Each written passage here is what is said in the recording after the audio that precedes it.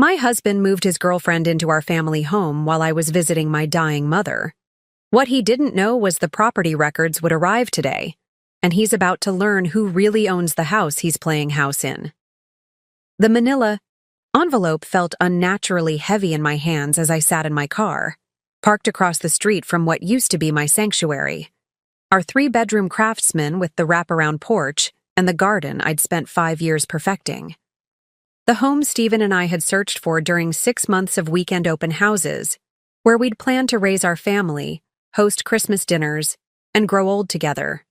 Before we jump back in, tell us where you're tuning in from, and if this story touches you, make sure you're subscribed, because tomorrow I've saved something extra special for you. Now there was a strange car in the driveway, a sleek red convertible that screamed midlife crisis, parked right where I used to park my sensible sedan. Through the large bay window, I could see movement, a flash of blonde hair that didn't belong to anyone in my family. The sound of laughter drifted across the lawn, carried on the early autumn breeze. His laughter intertwined with hers, a sound I hadn't heard in months, not directed at anything I'd said or done. I opened the envelope and pulled out the property records one more time, though I'd already memorized every word. My name, and only my name, listed as the legal owner. A wedding gift from my grandmother, who had insisted on this one peculiarity that had seemed so unnecessary at the time. "Men come and go, Lydia," she'd said, with the wisdom of someone who'd outlived 2 husbands. "But property is forever. Keep this one in your name alone." I'd laughed it off then, assured her that Stephen and I were different, that ours was a love story for the ages, that we'd never need such precautions. My grandmother had simply smiled, patted my hand, and said, "Humor an old woman." Now, 6 years later, I silently thanked her for her foresight as I slipped the documents back into the envelope and stepped out of the car. The walk to my own front door felt surreal, like I was floating above myself, watching a stranger approach. A house that no longer felt like home. I hadn't been here in 3 weeks, not since I'd received the call about my mother's stroke and rushed to be at her bedside in Milwaukee. 3 weeks of hospital corridors, of watching machines breathe for the woman who had raised me, of sleeping in uncomfortable chairs and subsisting on vending machine coffee. 3 weeks in which Stephen had apparently decided to completely rewrite our life story. My key still worked in the lock. Small mercies. I pushed open the door and stepped into the entryway, my heels clicking against the hardwood floors I'd selected, and Stephen had installed over a long holiday weekend 3 summers ago. The laughter stopped abruptly. There was hurried whispering, the sound of something being knocked over, and then Stephen appeared in the doorway to the living room, his face a mask of shock, and something that might have been guilt, though it was hard to tell with Stephen these days. "Lydia," he said, my name sounding foreign on his lips. "You're back." "Evidently," I replied, my voice steadier than I felt. "My mother died yesterday morning." A flicker of something, perhaps genuine sympathy, crossed his face before it was replaced by the careful neutrality he'd perfected in recent months. "I'm sorry to hear that," he said, and for a moment, he almost sounded like the man I'd married. Then his eyes darted nervously toward the living room, and the moment was gone. "I wasn't expecting you back so soon." Clearly, a woman appeared, behind him then, hovering uncertainly in the doorway.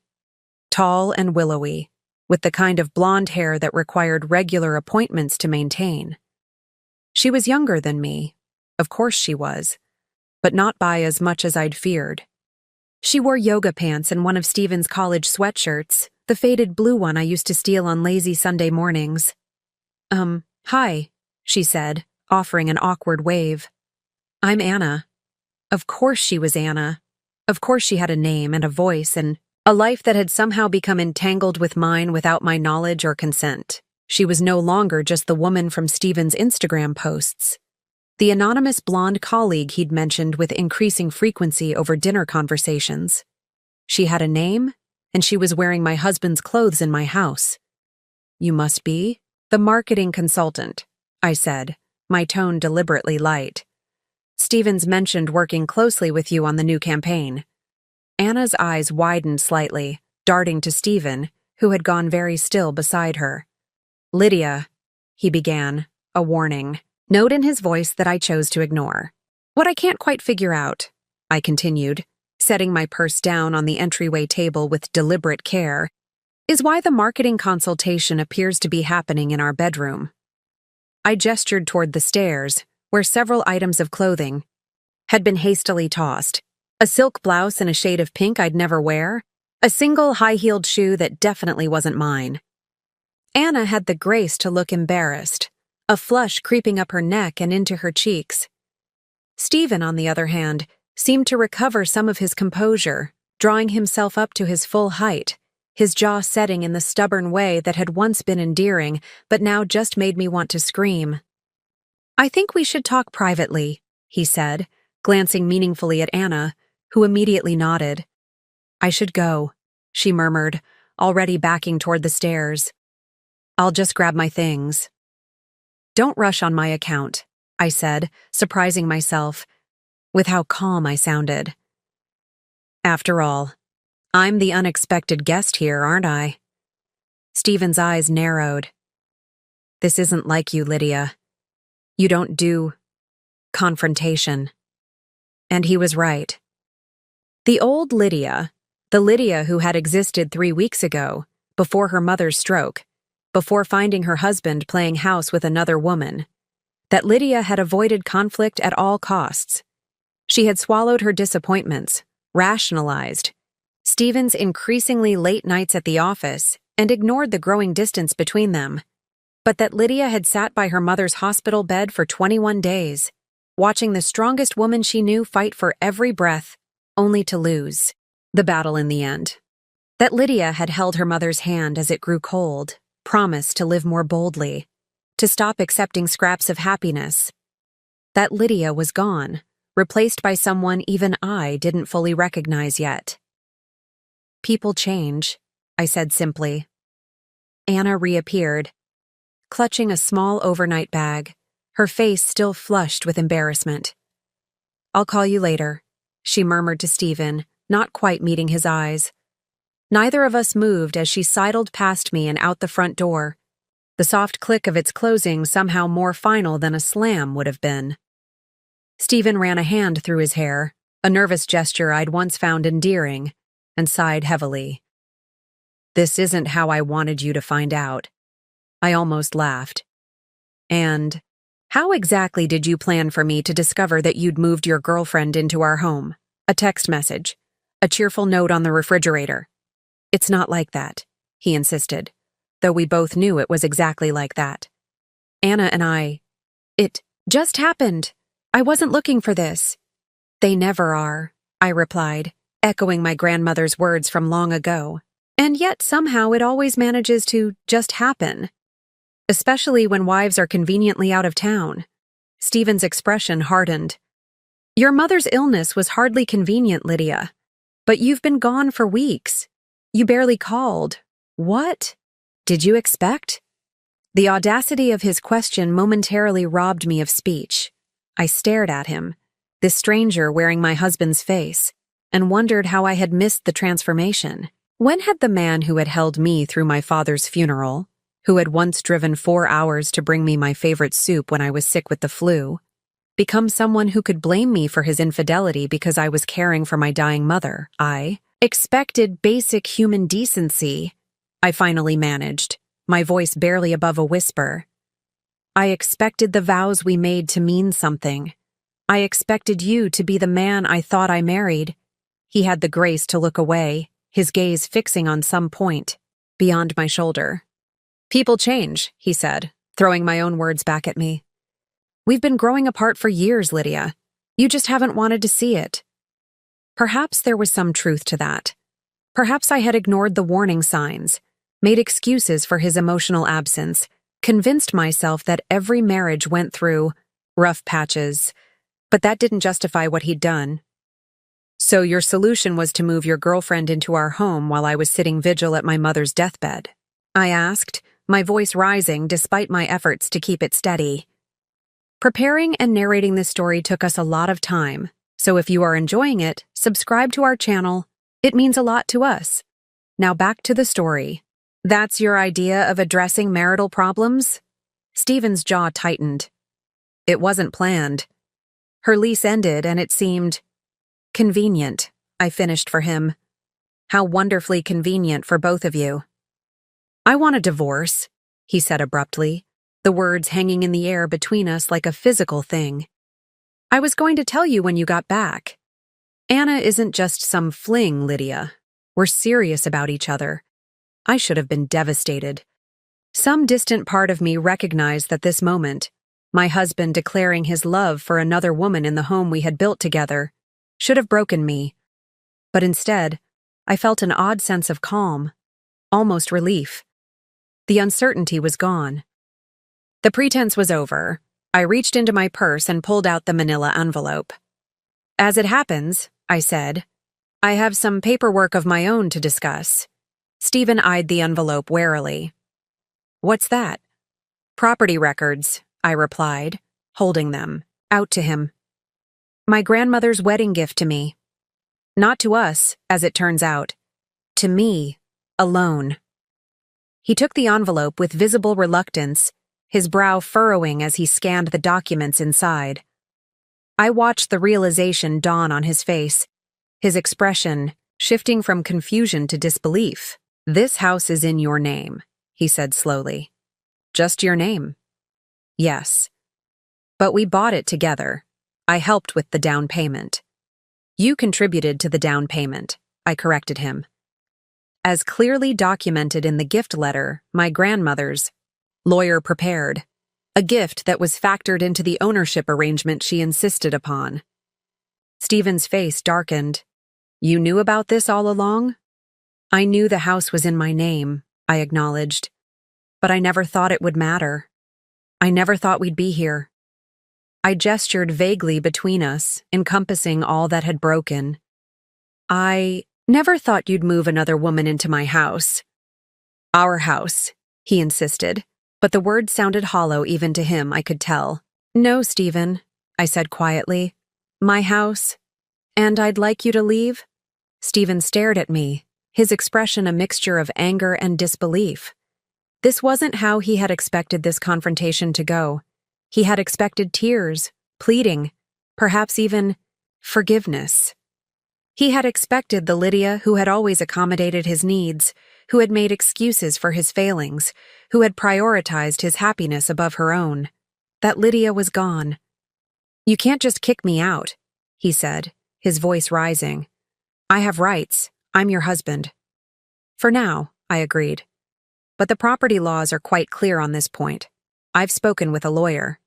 This was a lie. I had done no such thing. But Stephen didn't need to know that. Not yet. When? He demanded. When did you have time to speak with a lawyer while your mother was dying? I made time, I said simply. Just like you made time for Anna while I was gone. Stephen's face cycled through a series of emotions, shock, anger, calculation, and finally, a forced calm that I recognized from our most heated arguments. It was the expression he wore when he thought he could reason his way out of a situation. You're upset, he said, his voice deliberately gentle. And you have every right to be. Finding out about Anna this way, I handled it badly. But we need to talk about this rationally.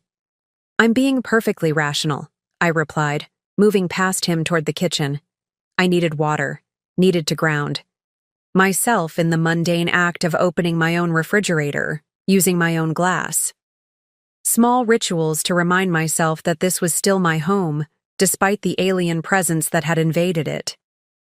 I noticed immediately that things had been rearranged. My organized refrigerator now contained unfamiliar yogurt brands, a carton of almond milk, which Stephen had always claimed to hate, and several meal prep containers labeled in flowing handwriting that wasn't mine. In my absence, Anna had made herself comfortable in more ways than one. 3 weeks, I murmured. taking in the evidence of how thoroughly another woman had inserted herself into my life in such a short time.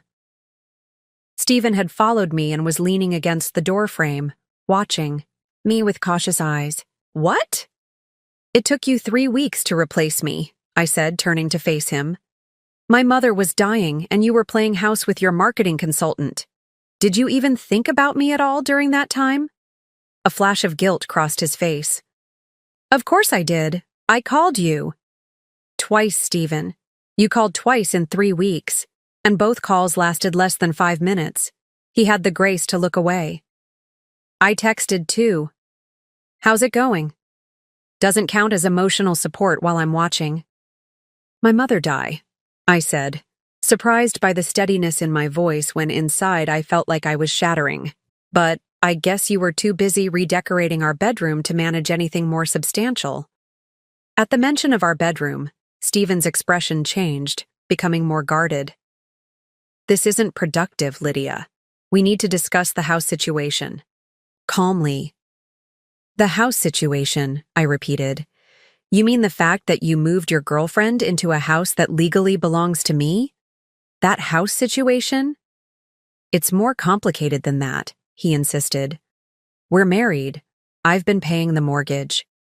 "Half the mortgage," I corrected him, "on a house that's worth 3 times what we paid for it, thanks to the renovations I coordinated and the neighborhood improvements I fought for on the community board you were too busy to join." I watched as he calculated, reassessing the situation and his position in it. Stephen had always been strategic, one of the qualities that had made him successful in his career as a financial advisor. I could practically see him running the numbers, weighing his options. "We should both take some time to cool off," he finally said. "I'll go to a hotel for a few days. We can talk when things aren't so raw." "That's very considerate," I said, not bothering to hide the sarcasm in my voice. "Will Anna be joining you at this hotel, or does she have somewhere else to go now that her lease has so conveniently ended?" His jaw tightened. "That's not fair." "None of this is fair, Stephen. My mother is dead. My husband has betrayed me in the most cliched way possible, and a stranger has been sleeping in my bed. So forgive me if I'm not particularly concerned with fairness right now." I moved to the kitchen island and set my glass down, noticing for the first time that the framed photos that had once lined the windowsill, pictures of our wedding, our honeymoon, the life we'd built together, had been removed. In their place stood a potted orchid I'd never seen before. The absence of those photos hit me harder than finding Anna in my house. It was one thing to betray me. It was another to erase me. "Where are our photos?" I asked, my voice barely above, a whisper. Stephen shifted uncomfortably. "In the office closet. It seemed weird to have them up." "Weird," I repeated. "Yes, I imagine it would be weird to have photographic evidence of your marriage while your girlfriend is living here." "Lydia, I want you to pack a bag and leave," I cut him off. "Tonight, I'll give you 30 minutes. His expression hardened. "You can't just throw me out. I have rights." "And I have a property deed with only my name on it," I countered. "Along with text messages from you acknowledging that you've moved another woman into my home without my knowledge or consent. Would you like to test which one a judge will find more compelling?" It was a bluff. I had no idea what a judge would say, and the legal realities were almost certainly more complicated than I was making them out to be. But I was counting on Stephen's aversion to public embarrassment and his general tendency to avoid confrontation when he wasn't in a position of power. He stared at me for a long moment, and I saw a glimpse of something I'd never seen directed at me before. A cold, calculating anger that made me glad we were in an open kitchen with clear sightlines to the front door. "This isn't over," he finally said. "No," I agreed. "But this part is. 30 minutes, Stephen." He turned without another word and headed upstairs. I listened to his footsteps, the familiar creak of the third step, the sound of drawers opening and closing. Sounds that had once been comforting in their domesticity, now loaded with tension and finality. I sank onto one of the kitchen stools, suddenly exhausted.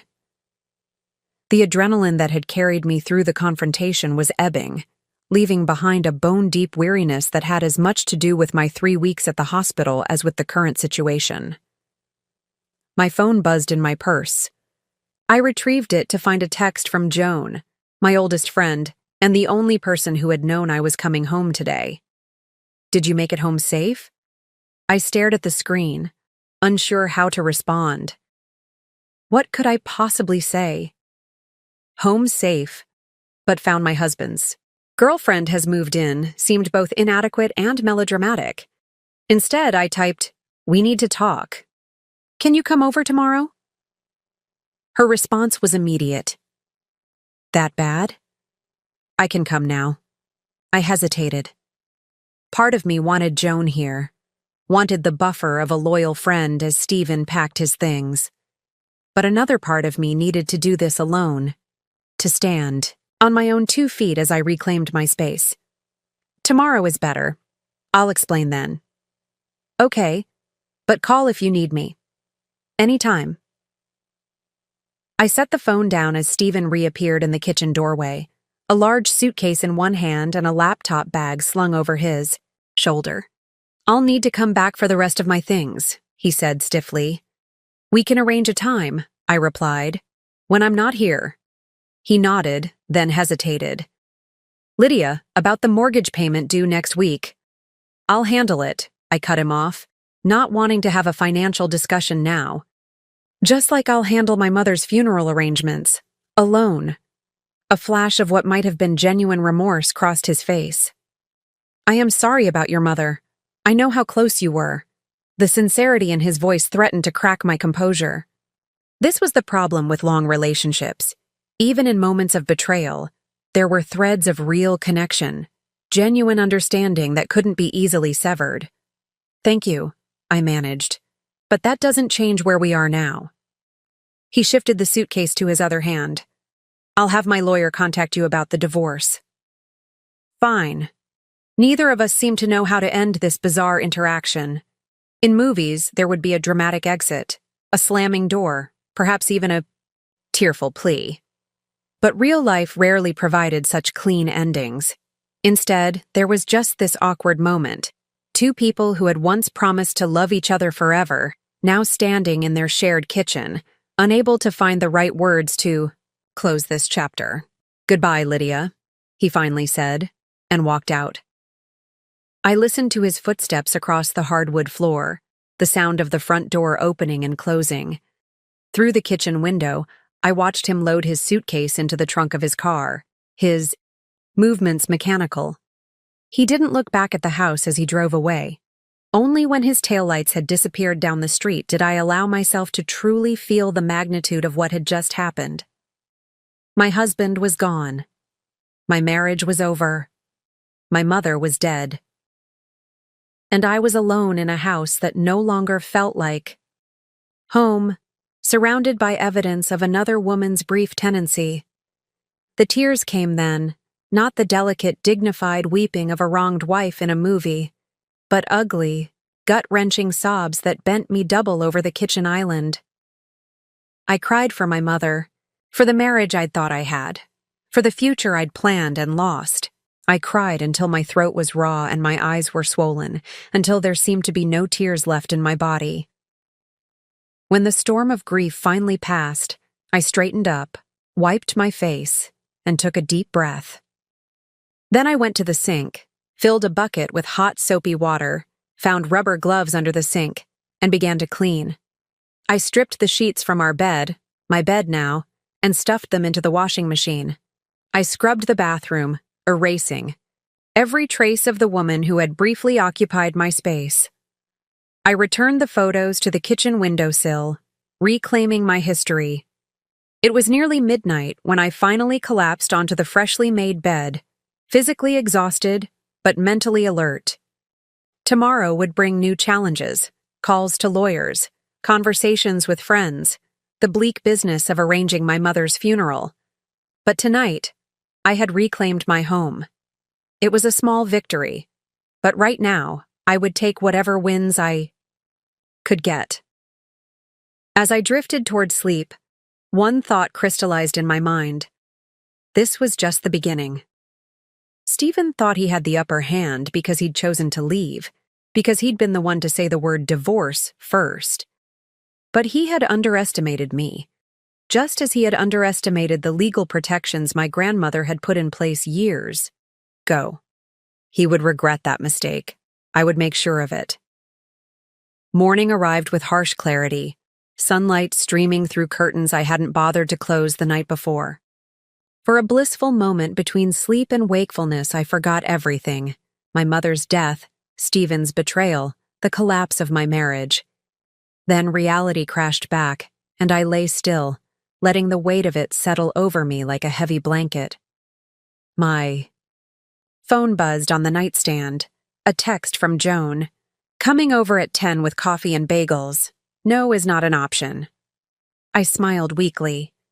Joan had been my friend since college, the person who'd stood beside me through every major life event, including my wedding to Stephen.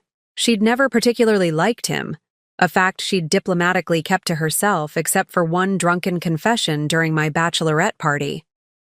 "He's too polished," she'd said, her words slightly slurred, like he's always performing.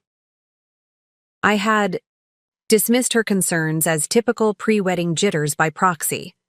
Now I wondered if she'd seen something in him that I'd been too blinded by love to recognize. I dragged myself out of bed and into the shower, letting the hot water wash away the tear stains and exhaustion. By the time Joan arrived, promptly at 10, I had managed to dress and even apply minimal makeup, a small act of defiance against the chaos of my life. "Holy shit," Joan said by way of greeting when I opened the door. She thrust a cardboard tray of coffee cups into my hands and pulled me into a fierce hug. "You look like hell warmed over, but at least you're upright." "Thanks for the assessment," I replied, but found myself leaning into her embrace, drawing strength from the familiar scent of her perfume and the solid warmth of her friendship.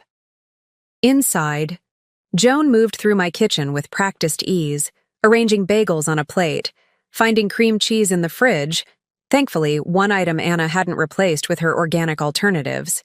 She didn't ask questions right away, giving me space to gather my thoughts as we settled at the kitchen island with our breakfast. "So," she finally said, after I'd taken a few bites and several sips of coffee, "what happened? And why didn't you tell me you were coming home yesterday?" I took a deep breath and told her everything. Finding Anna in my house, the confrontation with Stephen, the property records, kicking him out. Joan listened without interrupting, though her expressions cycled through shock, outrage, and fierce approval. "That absolute bastard," she said when I finished. "Moving his girlfriend in while you're with your dying mother? That's a special kind of low." I nodded, grateful for her validation. "I still can't quite believe it happened. Part of me keeps expecting to wake up and find this was all some bizarre nightmare." "Trust me, you're awake," Joan assured me.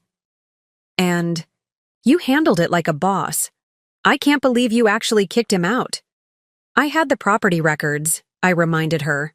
"Without those, I'm not sure I would have had the courage." Joan reached across the island and squeezed my hand. "Don't sell yourself short. You've been finding your backbone for a while now. Remember last Christmas when you finally told your mother-in-law to stop criticizing your cooking? The property records just gave you leverage, not courage." I smiled weakly at the memory. Stephen's mother had been appalled by my assertiveness, though Stephen had actually backed me up for once. It seemed like such a small victory now. "So what's your next move?" Joan asked, refilling our coffee cups. "I need to call a lawyer," I said, voicing the thought that had been circling my mind since Stephen had driven away. "Figure out what my rights actually are beyond the house. And I have to plan my mother's funeral. The hospital is still holding her." I trailed off, unable to say the word body. Joan nodded. "I'll help with the funeral arrangements. And I know a good divorce attorney, Kelly Reynolds. She handled my cousin's divorce last year. Absolute shark in the courtroom, but the sweetest person otherwise." I took out my phone and made a note of the name. "I'll call her today." What about your job? Joan asked gently. Do you need to extend your leave? The question jarred me. In the shock of everything that had happened, I'd barely thought about my position as an architectural project manager at a firm downtown. I'd taken emergency family leave when my mother had her stroke, but that time was running out. I should call them, I admitted. I need at least another week to handle the funeral and everything else. Do it, Joan urged. And then call Kelly. Getting legal protection should be your priority right now. After Joan left, armed with promises that I would call if I needed anything, I followed her advice. My boss was understanding about extending my leave, offering condolences about my mother and assuring me my projects could wait. I didn't mention the collapse of my marriage. One personal crisis seemed sufficient explanation for needing more time off. Then I called Kelly Reynolds' office and managed to secure a consultation for the following morning, the receptionist squeezing me in after I mentioned Joan's referral and briefly explained my situation. With those immediate tasks handled, I turned to the grim business of contacting the funeral home in Milwaukee where my mother's body had been transferred.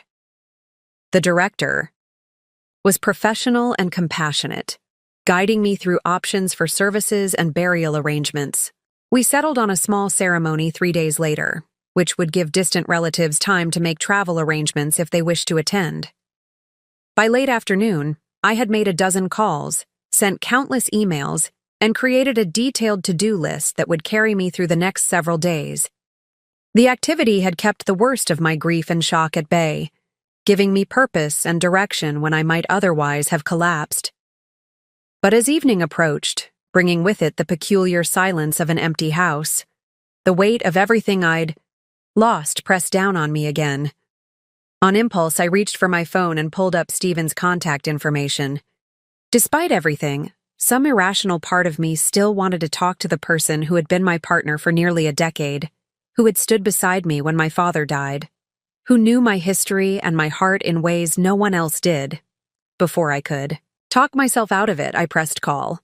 He answered on the third ring, his voice cautious. Lydia? I need to talk to you, I said, hating the tremor in my voice. About what happens next. I told you my lawyer will contact you, he replied, his tone deliberately neutral. I'm not talking about the divorce, I clarified. I'm talking about my mother's funeral. It's on Saturday in Milwaukee. I thought you might want to be there. The silence that followed was deafening. Despite everything, I had expected him to offer support, to slip back into the role of the caring husband he had once been. It was ridiculous, I knew, given the circumstances, but grief rarely follows rational paths. I don't think that's a good idea, he finally said. Under the circumstances. The circumstances where you betrayed me while my mother was dying? I couldn't keep the bitterness from my voice. Lydia, don't do this, he sighed. We're both hurting right now. Adding more conflict won't help either of us. I'm not trying to add conflict, I insisted. I'm trying to find some way to navigate this impossible situation. My mother loved you, Stephen. She considered you her son. And I cared about her too, he said, sounding genuinely regretful. But things have changed between us. My being at the funeral would just create tension when you need to focus on saying goodbye to your mom. His reasonable tone infuriated me more than anger would have. Things haven't changed, Stephen. You changed them. You made choices that destroyed our marriage. At least have the decency to own that. I never meant to hurt you, he said, falling back on the classic line of unfaithful spouses everywhere. But you did hurt me, I replied. And now you're refusing to support me when I need it most. Another silence then. Anna and I are leaving. Town for a few days, a mini vacation we planned before I knew you'd be back so soon. The tickets are non-refundable. The revelation hit me like a physical blow. Not only was he refusing to attend my mother's funeral, but he was going on vacation with his girlfriend instead. The complete disregard for my feelings, for common decency, was breathtaking. "You're going on vacation," I repeated, my voice flat. "While I bury my mother." "Lydia, don't," I cut him off. "Don't say another word. I don't want to hear your excuses or your rationalizations. Just don't." I ended the call before he could respond, then sat motionless, staring at the wall across from me. Whatever foolish hope I'd harbored that there might be some path to reconciliation, some way to salvage even a shred of the relationship we'd once had, evaporated in that moment. Stephen wasn't just moving on. He had already moved on long before I'd discovered his betrayal. And I was utterly, completely alone in facing the days ahead. The realization should have devastated me. Instead, it solidified something in my core, a determination that had been forming since I'd first seen Anna in my house. If Stephen could discard a decade of marriage so easily, if he could abandon me during the most painful experience of my life, then I owed him nothing. Not consideration, not kindness, and certainly not forgiveness. I picked up my phone again and called Joan. "I need that lawyer's home number," I said when she answered. "I can't wait until tomorrow." The day of my mother's funeral dawned gray and drizzly, the Milwaukee sky weeping the tears I was too numb to shed. I stood in the small chapel attached to the funeral home, greeting distant relatives and my mother's colleagues with mechanical politeness, accepting hugs and condolences with a detached smile that never reached my eyes. Joan had driven up with me the day before, handling all the logistics I couldn't manage, arranging the modest flower display my mother would have preferred, coordinating with the minister, making sure the memorial pamphlets were printed correctly. Now she stood beside me, a silent pillar of support, squeezing my elbow gently whenever my composure threatened to crack. "Your mother would be proud of you," she whispered, as we took our seats for the service. "You're handling this with such grace."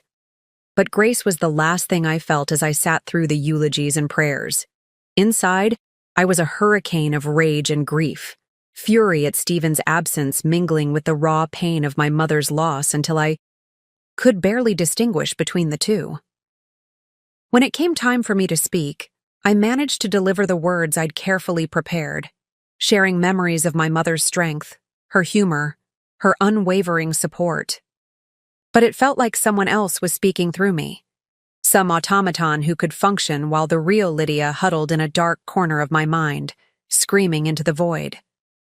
After the service, after the burial, after the small reception at my mother's favorite restaurant, Joan and I returned to my childhood home, now mine, another inheritance I hadn't wanted.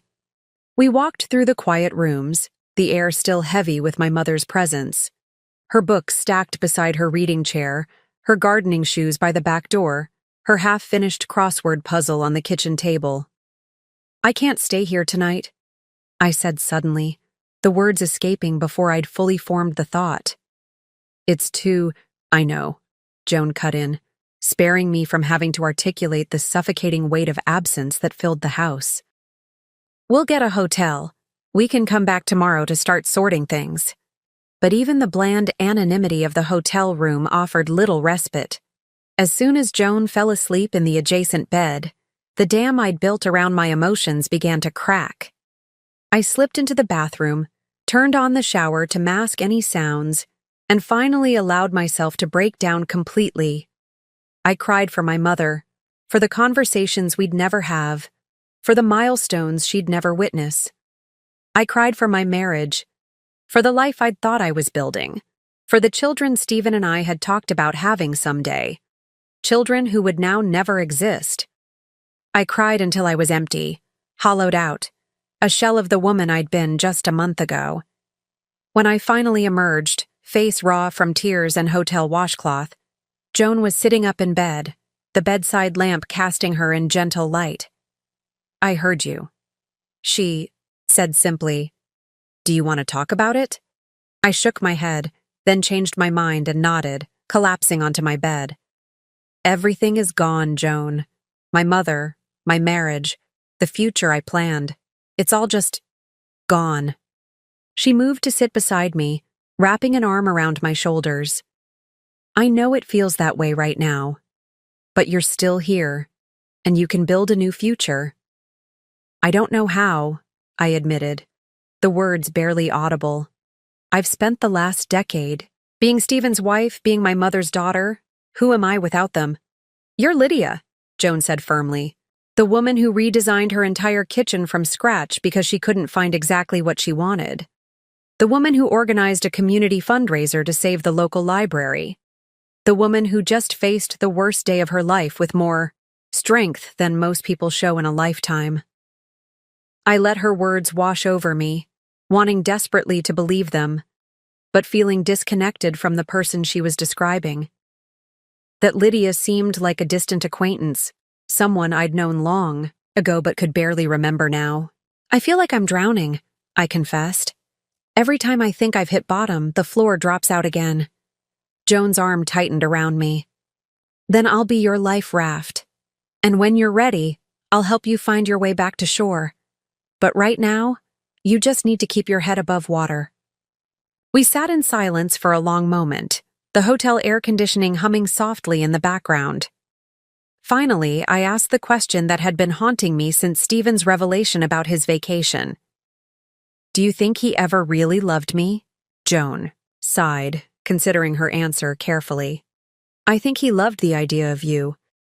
The perfect wife who supported his career, who made a beautiful home, who never demanded too much. But I don't know if he ever truly saw you, the real you, with all your dreams and fears and complications. Her words pierced me with their truth. Stephen had always seemed most attentive, most loving, when I was fulfilling the role he expected.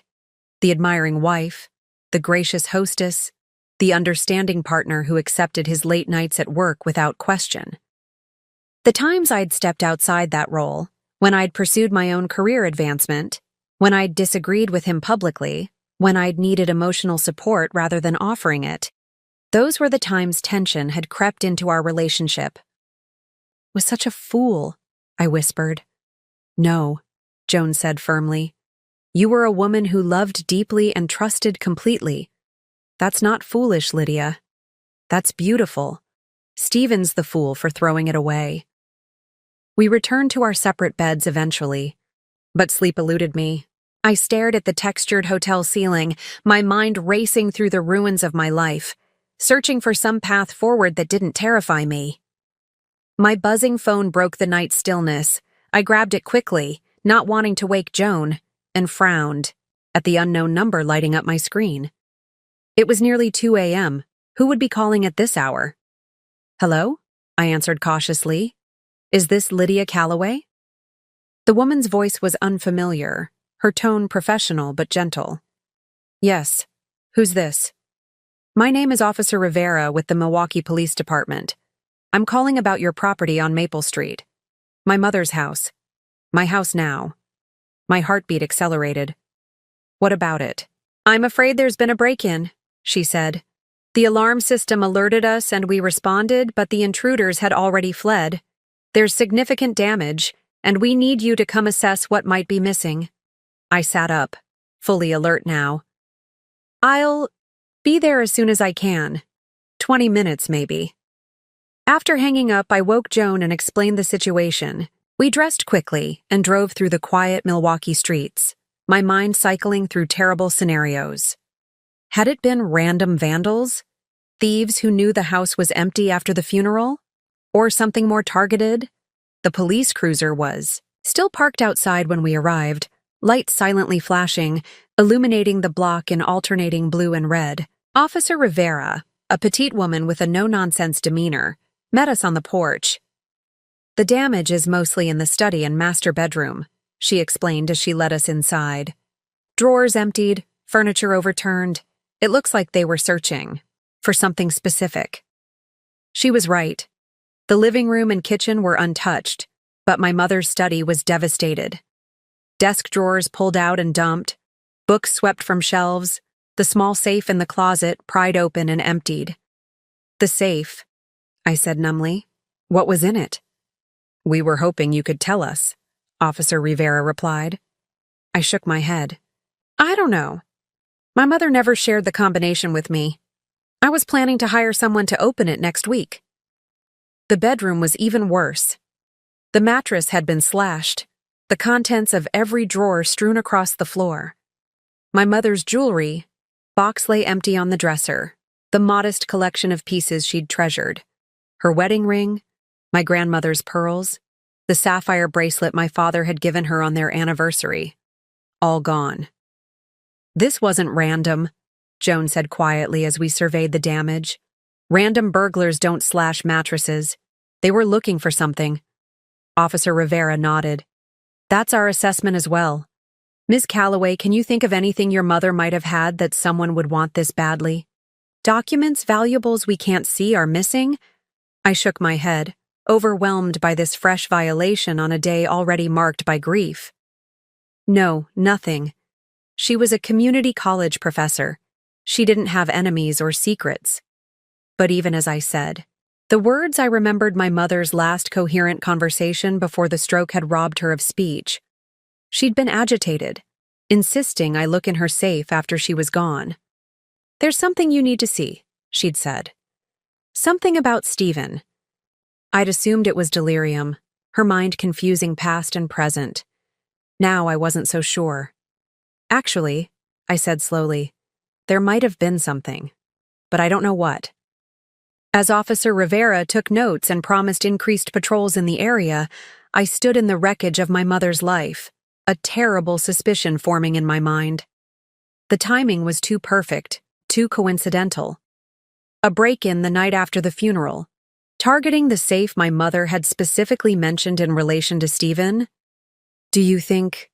Joan began once we were alone, clearly following the same trail of thought. I don't know what to think anymore, I cut her off, unwilling to voice the accusation forming in my mind. That my husband might have orchestrated this, might have sent someone to steal whatever evidence my mother had been keeping. It was too painful, too outrageous to consider. And yet, as I looked around at the calculated destruction, the targeted search, I couldn't dismiss the possibility. The Stephen I thought I knew would never do such a thing. But then, the Stephen I thought I knew wouldn't have moved his girlfriend into our home while I sat by my mother's deathbed. I didn't know my husband at all. And that realization, more than the break-in, more than even my mother's death, made me feel truly, devastatingly alone. After the police finished documenting the break-in, Joan and I retreated to a 24-hour diner nearby, neither of us willing to stay in the violated space of my mother's home. We sat in a booth by the window, warming our hands on ceramic mugs of mediocre coffee as dawn slowly brightened the sky outside. Itaw. Should call Kelly, Joan said, breaking the exhausted silence that had settled between us. Tell her about the break-in. She needs to know what's happening. I nodded, too drained to argue. Kelly Reynolds, the divorce attorney I'd consulted before leaving for Milwaukee, had already impressed me with her sharp mind and strategic thinking. She'd advised me to document everything, to communicate with Stephen only in writing when possible, and to prepare for what she called guerrilla warfare in the divorce proceedings. He's already shown he doesn't respect boundaries, she'd told me during our meeting. Men like that rarely play fair when their control is threatened. At the time, I'd thought she was being overly dramatic, projecting past clients' experiences onto my situation.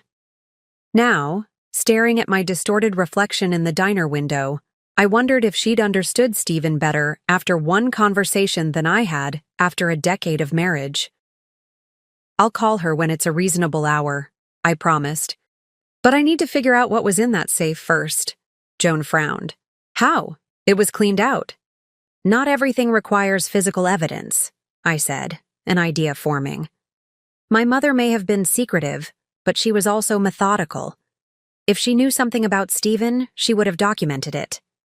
And you think you know where to look? I nodded. Her backup drive. She kept everything on it.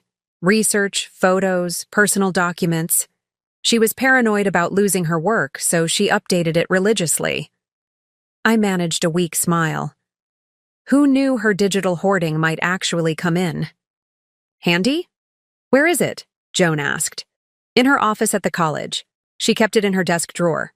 We can go there today. We made plans to visit the campus after getting a few hours of sleep, then return to the hotel. But despite my exhaustion, rest eluded me. I lay awake, staring at the ceiling, my mind racing with questions. What had my mother discovered about Stephen? Was it connected to his betrayal, or something else entirely? And was he desperate enough to orchestrate a break-in to keep it hidden? By 9 o'clock, I gave up on sleep and headed for the shower. Joan joined me for a quick breakfast, and then we drove to Milwaukee Community College, where my mother had taught English literature for over 20 years. The English department chair, Dr. Warren, met us in the lobby. A tall man with kind eyes and a bow tie. He'd spoken at the funeral about my mother's dedication to her students and her brilliant analytical mind. Lydia, my dear, he said, enfolding me in a gentle hug. I'm so very sorry about what happened at the house. What a terrible thing to experience on top of everything else. News traveled fast in small academic circles, apparently. Thank you, I said. I was hoping I could collect some of my mother's personal items from her office, specifically her external hard drive. Of course, he assured me, leading us through the maze of hallways to the English department. We haven't touched anything yet. I told the administration you'd need time to go through her things before we cleared the office for the next professor. My mother's office was exactly as she'd left it 3 weeks ago when she'd suffered the stroke during office hours. Books lined every available surface. Post-it notes marked passages and texts she was reviewing, and student papers were stacked neatly in her inbox. Her presence was so palpable that for a moment, I half expected her to walk through the door, reading glasses perched on her nose, asking what I was doing there. I'll leave you to it, Dr. Warren said gently. Take all the time you need.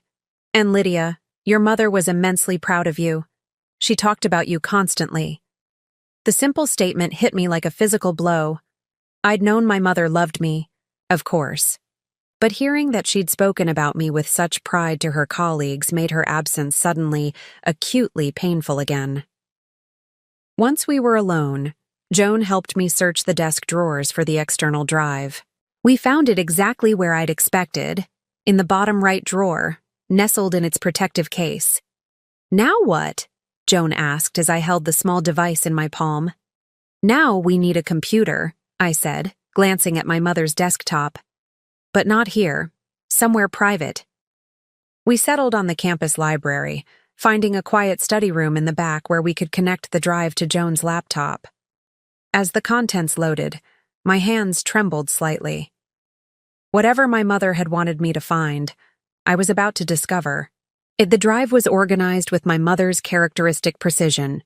Folders labeled by semester, by research project, by personal category. I navigated to the personal section and found a folder simply titled Lydia. Inside were documents related to my education, my wedding, my career milestones. My mother had kept digital records of everything that mattered to her. And there, at Imao. The bottom of the list was a folder labeled Stephen Evidence. Joan and I exchanged a look. Open it, she said softly. Inside were dozens of files, meticulously organized and dated. Financial records, screenshots of bank statements, photographs, email printouts. With growing disbelief, I clicked through document after document, the picture they painted becoming clearer and more disturbing with each new revelation. Oh my God, Joan whispered, reading over my shoulder. He's been embezzling from his clients. It was all there. Records of money moved from client accounts to offshore holdings, falsified investment reports, evidence of a long-running scheme that had apparently funded the lifestyle I'd thought was supported by his legitimate income as a financial advisor. But that wasn't the worst of it. There were also photographs, Stephen with Anna, dating back more than 2 years. Images of them entering hotels, dining at restaurants, even vacationing together in locations Stephen had claimed to be visiting for business conferences. She wasn't. "Just some recent fling," I said numbly. "They've been together for years. Our entire marriage." The final folder contained something even more devastating. A birth certificate for a child, dated 18 months ago. Mother: Anna Marshall. Father: Stephen Calloway. "He has a child with her," I whispered, the world tilting beneath me. A baby. All this time. The implications crashed over me in waves. Stephen hadn't just betrayed me with an affair.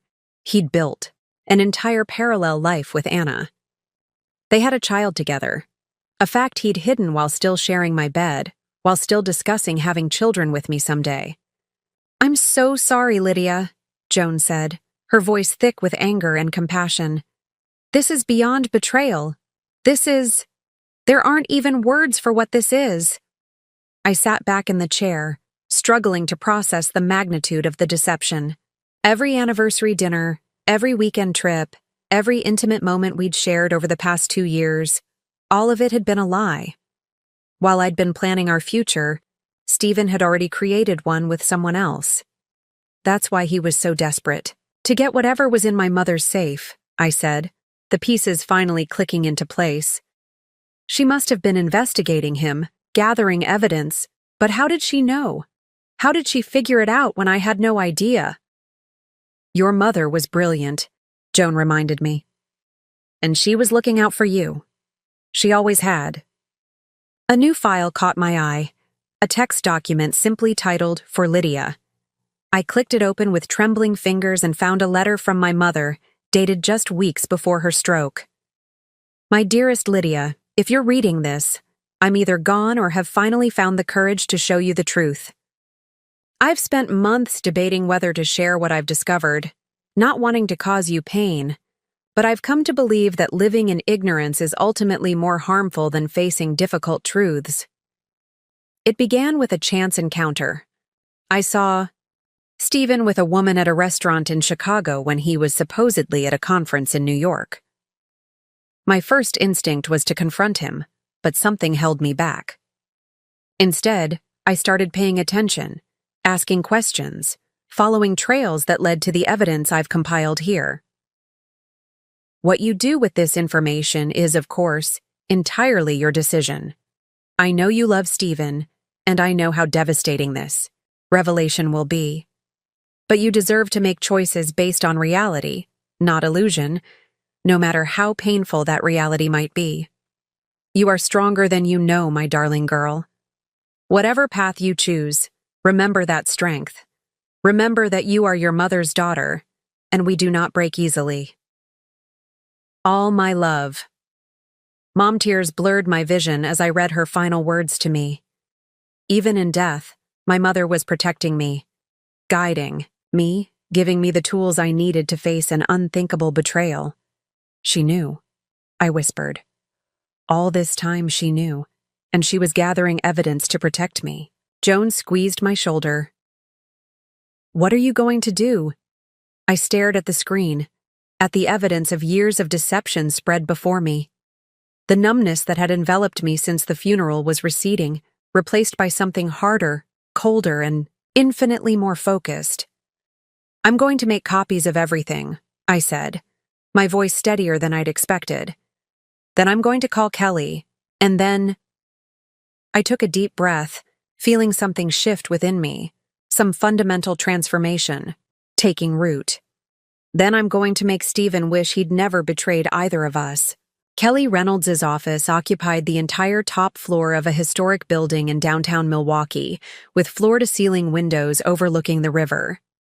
The receptionist, a young man with impeccable fashion sense, led us through the glass doors, emblazoned with Reynolds Family Law, and into a conference room where Kelly was waiting. She rose to greet us, her tailored charcoal suit and sleek bob projecting exactly the kind of polished competence I needed. At 40-something, Kelly had the confident bearing of a woman who had faced down countless adversaries and emerged victorious. "I'm sorry about your mother," she said, her handshake firm. "And about the break-in. Quite a coincidence, wouldn't you say?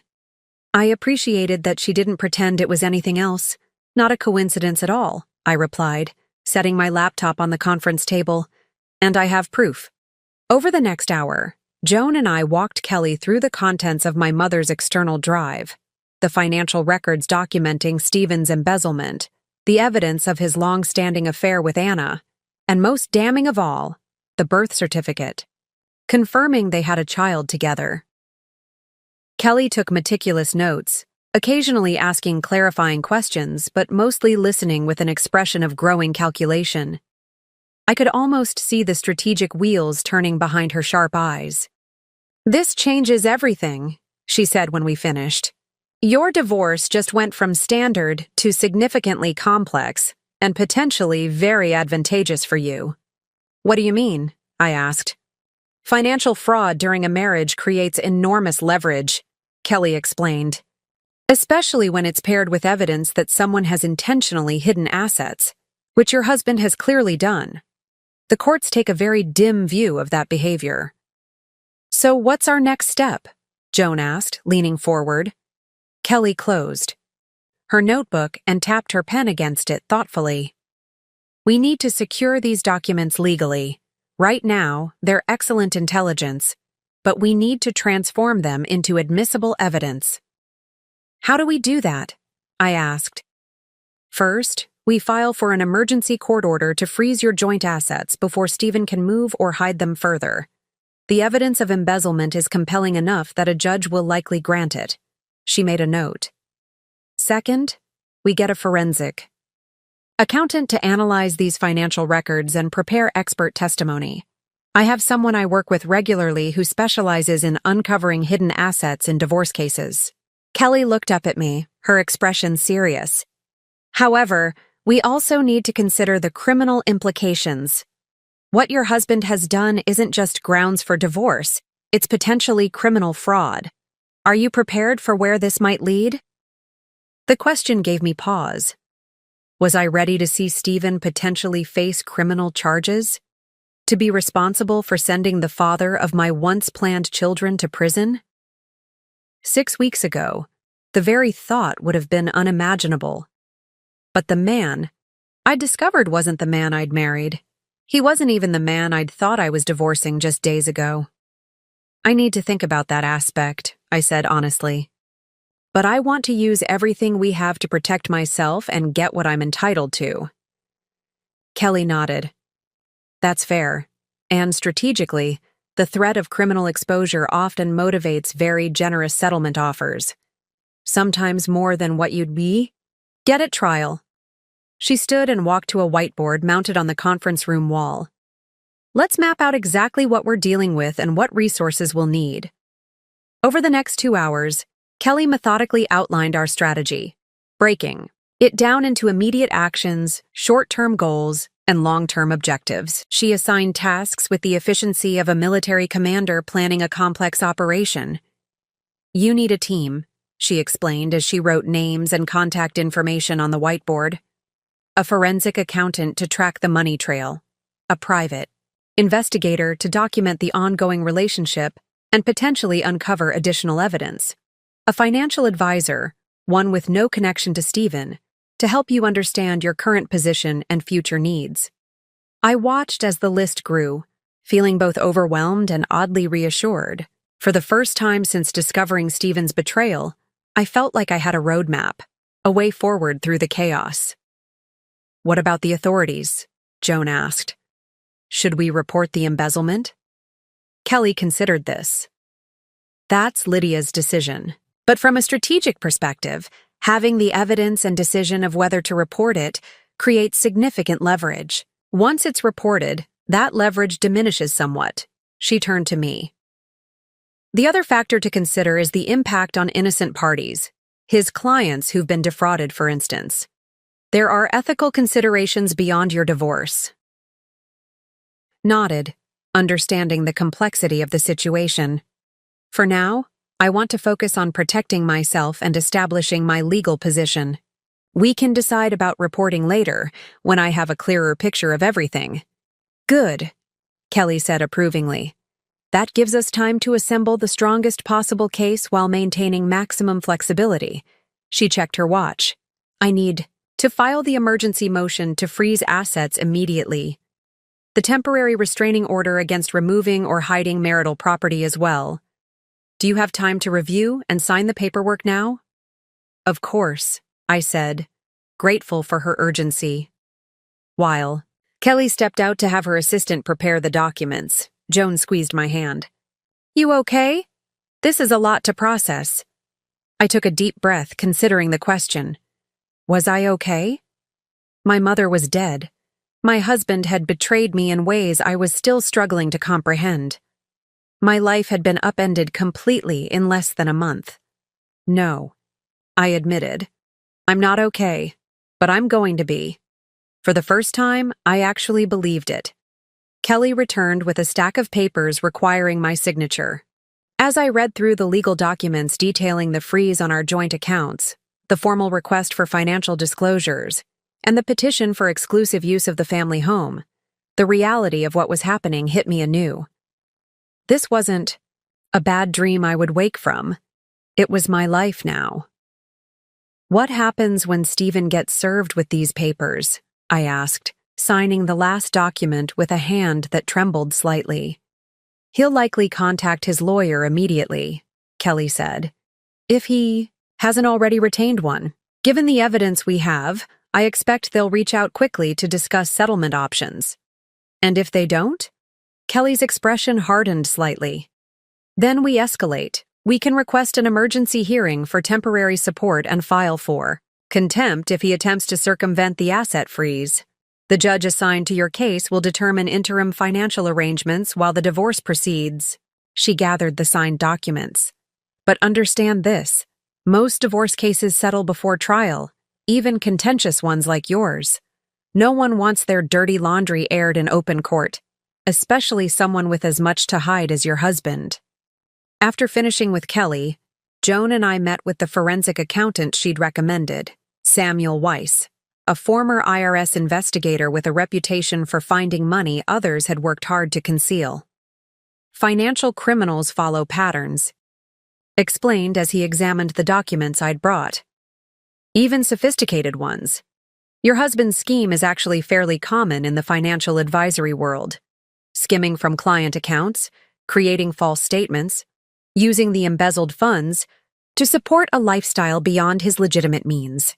Can you track exactly how much he's taken? I asked. Samuel nodded confidently. With these records as a starting point, absolutely. I'll need access to your joint tax returns for the past 7 years, bank statements, investment accounts, credit card statements, anything financial. Some of those are in the house in Portland, I said, realizing the logistical challenge of gathering everything while I was still in Milwaukee. I can help with that, Joan offered. I'll go back ahead of you, pack up what you need. I felt a rush of gratitude for her friendship. Are you sure? Positive, she affirmed. You focus on handling things here. I'll secure the documents. Our final meeting of the day was with Eric Daniels, the private investigator Kelly had recommended. Unlike Samuel's polished professionalism, Eric had the rumpled appearance of someone who spent more time in surveillance vehicles than offices. But his sharp eyes missed nothing, and he asked precise, thoughtful questions about Stephen's habits, routines, and potential hiding places for assets. People think private investigators just follow cheating spouses around with cameras, he said, his voice gruff from what I guessed were years of cigarettes. But in cases like yours, it's more about documentation and verification, proving what's already happened and tracking ongoing activities that might affect your case. Like whether he's continuing to move money? I suggested. Eric nodded. Exactly. Or whether he's disposing of marital assets without your knowledge. I'll coordinate with Samuel on the financial surveillance aspects. By late afternoon, my head was spinning with information, strategies, and to-do lists. Kelly had mapped out a plan for the next 3 weeks that would keep me busy with depositions, financial reviews, and preparations for the initial divorce hearing. What should I do about the house in Portland? I asked as our marathon strategy session wound down. I need to go back there eventually, With the documentation we've filed today, your husband can't legally return to the house without your permission, Kelly assured me. We've established it as your separate property, and the court will almost certainly grant you exclusive use during the divorce proceedings. She hesitated, then added, "That said, given the break-in here and the level of deception we've uncovered, it might be prudent to change the locks and install a security system if you don't already have one." The suggestion sent a chill through me. I'd been so focused on the legal and financial aspects of Stephen's betrayal that I hadn't fully considered the potential for more direct confrontations. "You think he might try to get in?" I asked. Kelly's expression was carefully neutral. "I think someone who has maintained a double life for years and potentially orchestrated a break-in is capable of further boundary violations. Better safe than sorry." As Joan and I drove back to the hotel, exhaustion finally catching up with me, I felt a strange mix of emotions. The grief over my mother was still raw, the betrayal still fresh. But beneath those painful feelings was something new, a sense of purpose, of forward momentum. "You did good today," Joan said, glancing over as she navigated through rush-hour traffic. "Your mom would be proud." I nodded, too tired for words, but sensing the truth in her statement. My mother had given me one final gift, the truth I needed to protect myself. Now it was up to me to use it wisely. That night, I slept deeply for the first time since returning to Milwaukee, dreamless and uninterrupted.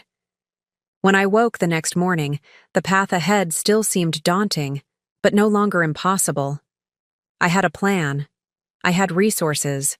I had a team. Most importantly, I had myself, stronger, and more determined than I'd been before. Stephen had underestimated me, just as he'd underestimated my mother. That was a mistake he would soon regret.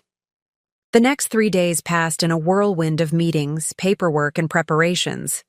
I arranged my mother's affairs, signed documents authorizing Kelly to act on my behalf in my absence, and scheduled follow-ups with Samuel and Eric for the coming weeks. Joan had already flown back to Portland to secure the financial documents we needed and check on my house. On my final evening in Milwaukee, I returned to my mother's home, still bearing the scars of the break-in, but now cleaned up thanks to a service Kelly had recommended. I walked through the quiet rooms, running my fingers along the spines of my mother's beloved books, breathing in the lingering scent of her perfume that clung to her clothing. In her bedroom, I opened her jewelry box, now empty of its treasures. The loss of those family heirlooms stung, not for their monetary value but for the history they represented, tangible links to my grandmother, my great-grandmother, generations of women whose strength I carried in my blood. As I was about to close the drawer, something caught my eye. A small irregularity in the fabric lining. Curious, I pressed against it and felt a hard object beneath. Carefully, I peeled back the velvet to discover a small key taped to the bottom of the drawer, along with a note in my mother's handwriting. First National, Box 317. My heart raced as I realized what I'd found, the key to a safety deposit box I hadn't known existed. My mother, ever cautious, had created a backup plan even for her backup plan. Early the next morning, before my flight back to Portland, I visited First National Bank in downtown Milwaukee. The bank manager, after verifying my identity and my mother's death certificate, escorted me to the vault area where safety deposit boxes lined the walls. "Take all the time you need," he said, unlocking box 317 with his master key and my mother's key, then discreetly stepping away. Inside the box lay a small leather pouch and a sealed envelope with my name on it. I opened the envelope first, finding another letter from my mother. "My darling Lydia, if you're reading this, you've found the key and figured out its purpose. Always my clever girl." Inside the pouch are items too precious to leave unprotected. Your grandmother's wedding band, the locket with pictures of your father and me on our wedding day, and the sapphire earrings that have passed through our family for 4 generations. I've also included a flash drive containing copies of all the evidence about Stephen, along with additional documentation you might need. The original property deed to your home in Portland showing your sole ownership, insurance policies, and several accounts I've established for you that Stephen knows nothing about. You see, I've been preparing for this possibility longer than you might imagine. A mother senses things, and I sensed something wasn't right with your marriage years ago. Call it intuition, call it meddling. I prefer to think of it as protection. Look particularly at the Cayman Islands account information. The money there came from your grandmother's estate, funds I never told you about. I've been investing it quietly for years, building a safety net you might someday need. That day has apparently come. Remember who you are, Lydia. You come from a long line of women who bend but never break. All my love. Mom, with trembling hands, I opened the pouch and found exactly what she'd described. The family jewelry I'd thought, lost forever, along with a small flash drive. Relief washed over me, followed by a wave of gratitude for my mother's foresight. On the plane back to Portland, I reviewed the contents of the flash drive on my laptop. The Cayman account contained over $340,000, a sum that left me breathless. My mother and grandmother had created a financial safety net I'd never known about, ensuring I would never be trapped by financial dependency. Beyond the money, I discovered documentation of 3 rental properties in Milwaukee that my mother had purchased using the family funds, all producing steady income that had been reinvested over the years. Property I now owned outright. Most significantly, I found detailed records of my mother's investigation into Stephen's activities, notes on conversations with his colleagues, screenshots of social media posts that contradicted his claimed whereabouts, even recorded phone calls with financial institutions questioning discrepancies she'd identified. My mother hadn't just stumbled upon Stephen's deception. She'd methodically investigated it over years, compiling evidence with the precision of a prosecutor building a case. The scope of her efforts was staggering, and exactly what Kelly needed to strengthen our position. I arrived in Portland late that evening, emotionally and physically exhausted, but with a newfound sense of security. Joan picked me up at the airport, bubbling with excitement she could barely contain. "I found something at your house," she blurted out as soon as I got in the car. "Something big." "What is it?" I asked, thinking nothing could surprise me after the revelations in my mother's safety deposit box. "Stephen has a second phone," she explained. "It was hidden in his golf bag in the garage. I was looking for financial documents in his filing cabinet when I accidentally knocked over his clubs. The phone fell out of the side pocket." My pulse quickened. "Did you turn it on?" She nodded, a mixture of triumph and disgust on her face. "No password, if you can believe it. Arrogant bastard never thought anyone would find it. Lydia, it's full of texts between him and Anna going back 3 years. Photos, plans, everything." "Did you show it to Kelly's team?" I asked. "Better. Eric sent a tech guy who made a complete forensic copy before putting it back exactly where I found it. Stephen has no idea we have access to his secret communications." I leaned back against the headrest, processing this new development. "So now we can see their conversations in real time?" "Exactly," Joan confirmed. "Eric's team is monitoring it. And Lydia, there's more.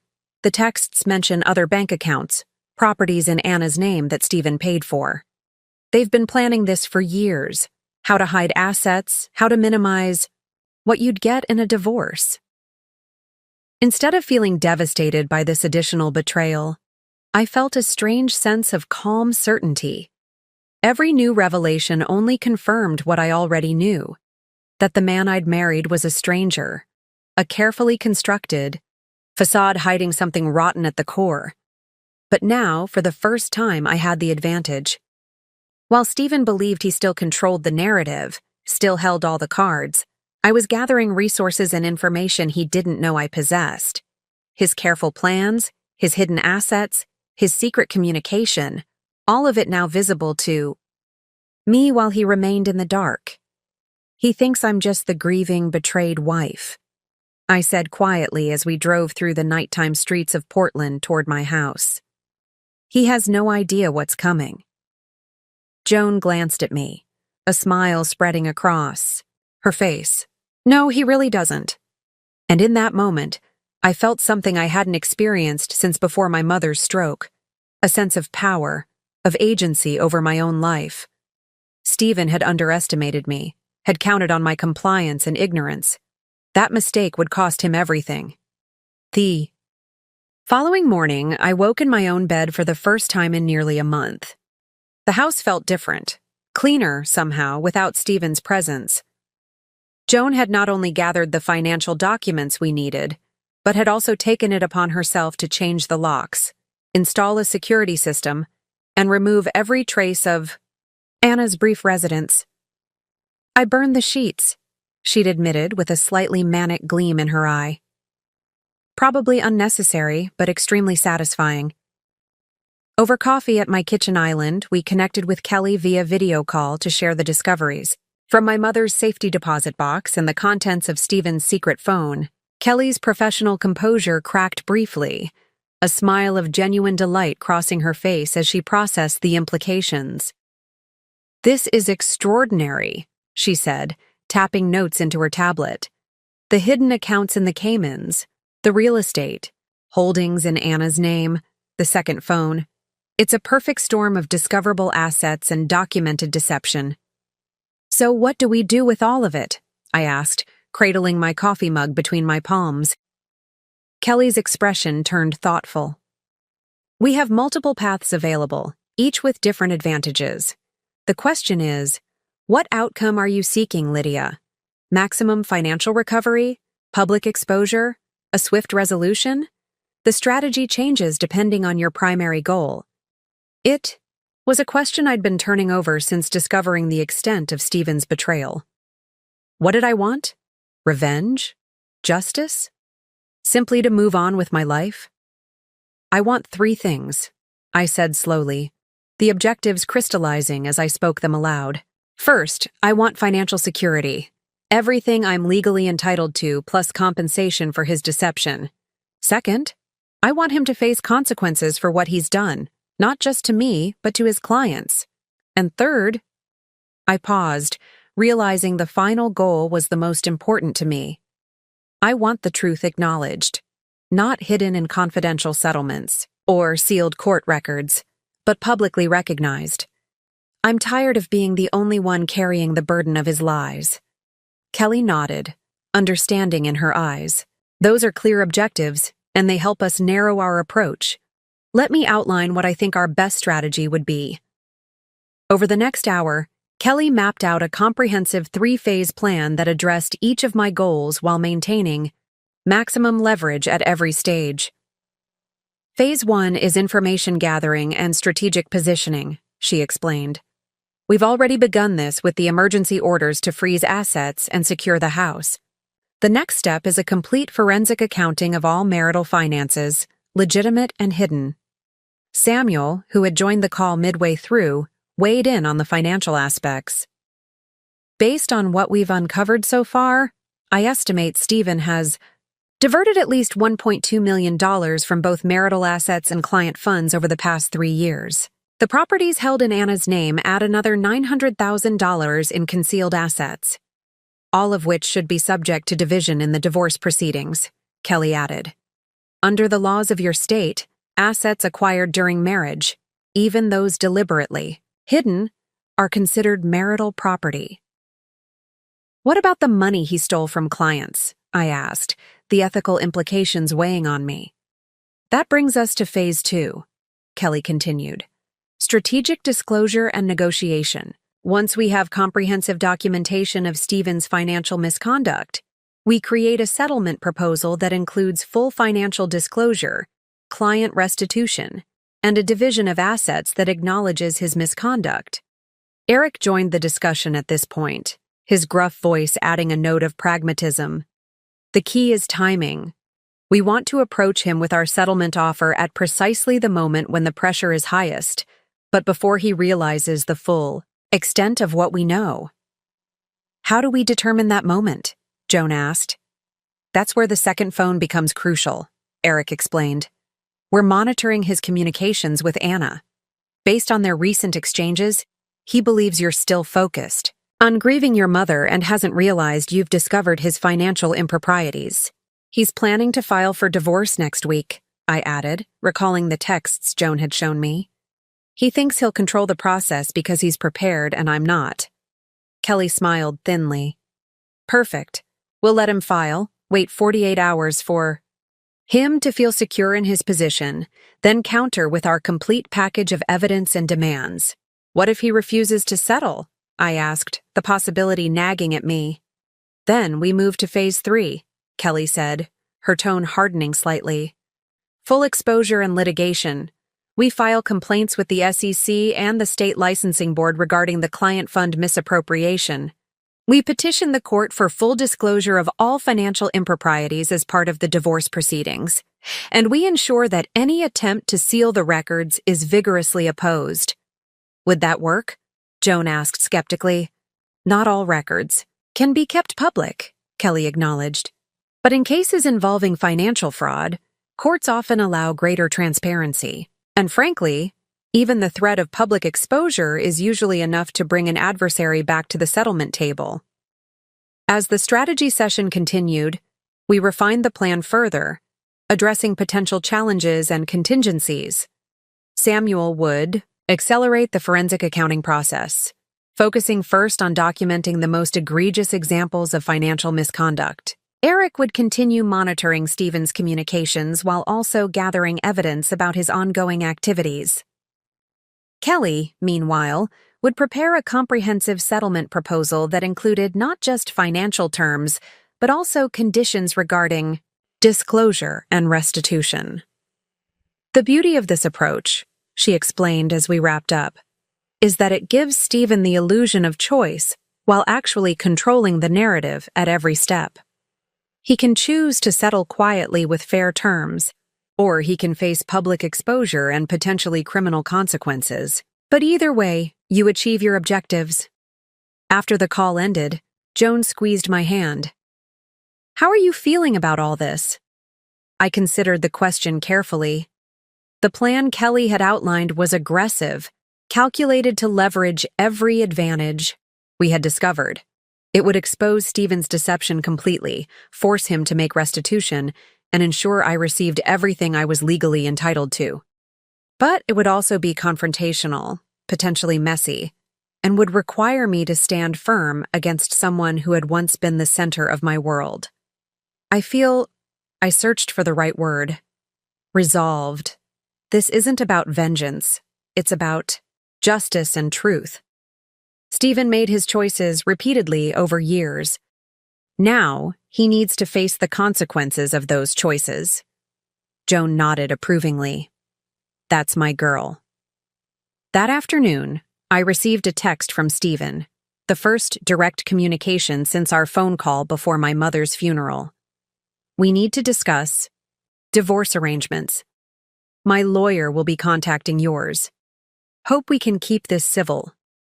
The breathtaking audacity of his message, the assumption that I would simply follow his lead, that I would prioritize civility over justice after his profound betrayal, crystallized my determination.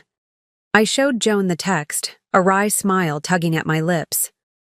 He still thinks I'm the same person I was before, the accommodating wife who avoids conflict at all costs. Little does he know, Joan replied with a satisfied smile. Little does he know, I agreed, feeling a strange sense of calm settle over me. The path ahead would be challenging, but for the first time since my world had shattered, I felt fully equipped to face it. Stephen had spent years weaving an intricate web of lies and manipulation. Now I would methodically dismantle it, thread by thread, until the truth stood exposed in the light, and he would never see it coming.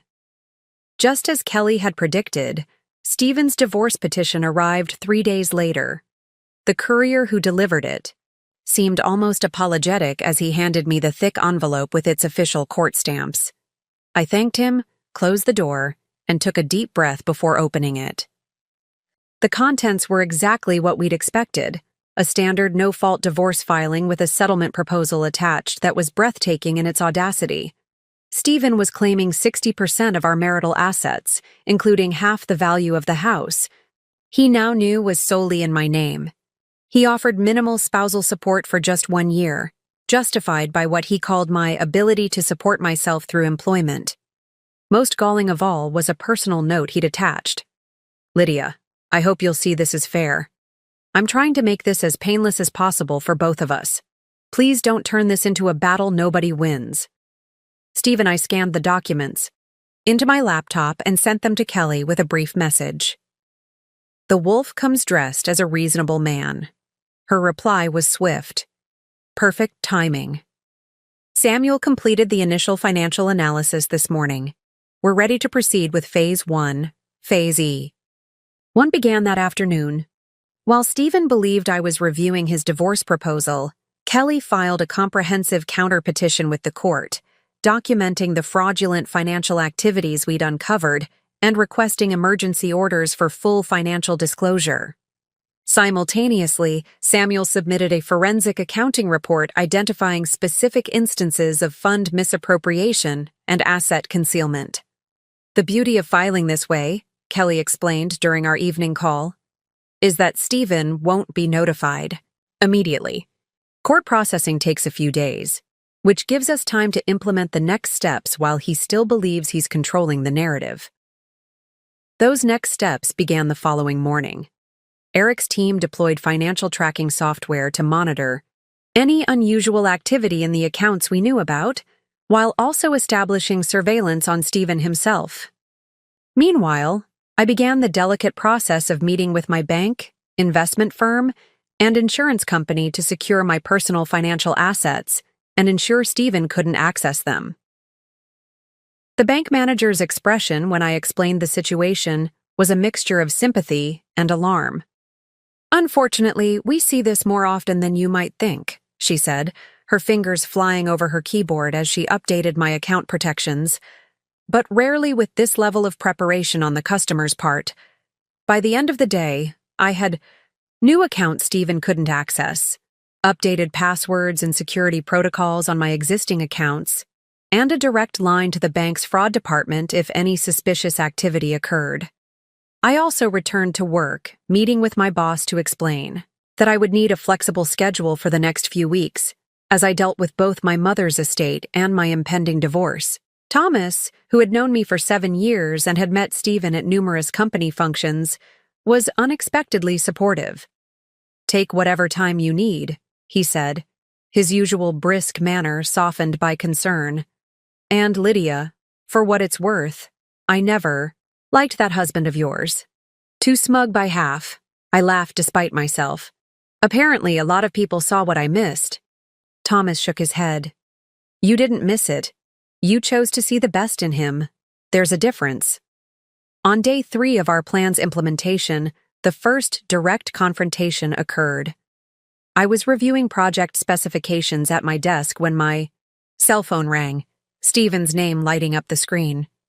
I had been expecting this call. Eric had warned me that Stephen had received notification of our court filings that morning. I answered with deliberate calm. "Hello, Stephen." "What the hell is this?" he demanded, skipping any pretense of civility. "I just got a call from my lawyer about some insane court filing you've submitted. Fraud allegations? Hidden assets? Have you lost your mind?" "I've found it, actually," I replied evenly. "Along with quite a lot of financial evidence you probably wished stayed hidden." There was a moment of silence, then a change in his tone. The shift to the reasonable, persuasive voice he'd used countless times when trying to manage a difficult situation. "Lydia, I don't know what you think you found, but this is a dangerous road you're going down. Making false accusations." "They're not false, Stephen," I interrupted, my voice steady. "We have the offshore account records. We have the property deeds in Anna's name. We have the documented transfers from client accounts. We have all of it." Another silence, longer this time. When he spoke again, there was a new edge to his voice. concern mingled with calculation. Whatever you think you know, there are explanations. Things aren't as black and white as they might appear. We should talk about this in person, not through lawyers. That's not going to happen, I said firmly. Any communication needs to go. Through Kelly Reynolds now. That shark? He scoffed.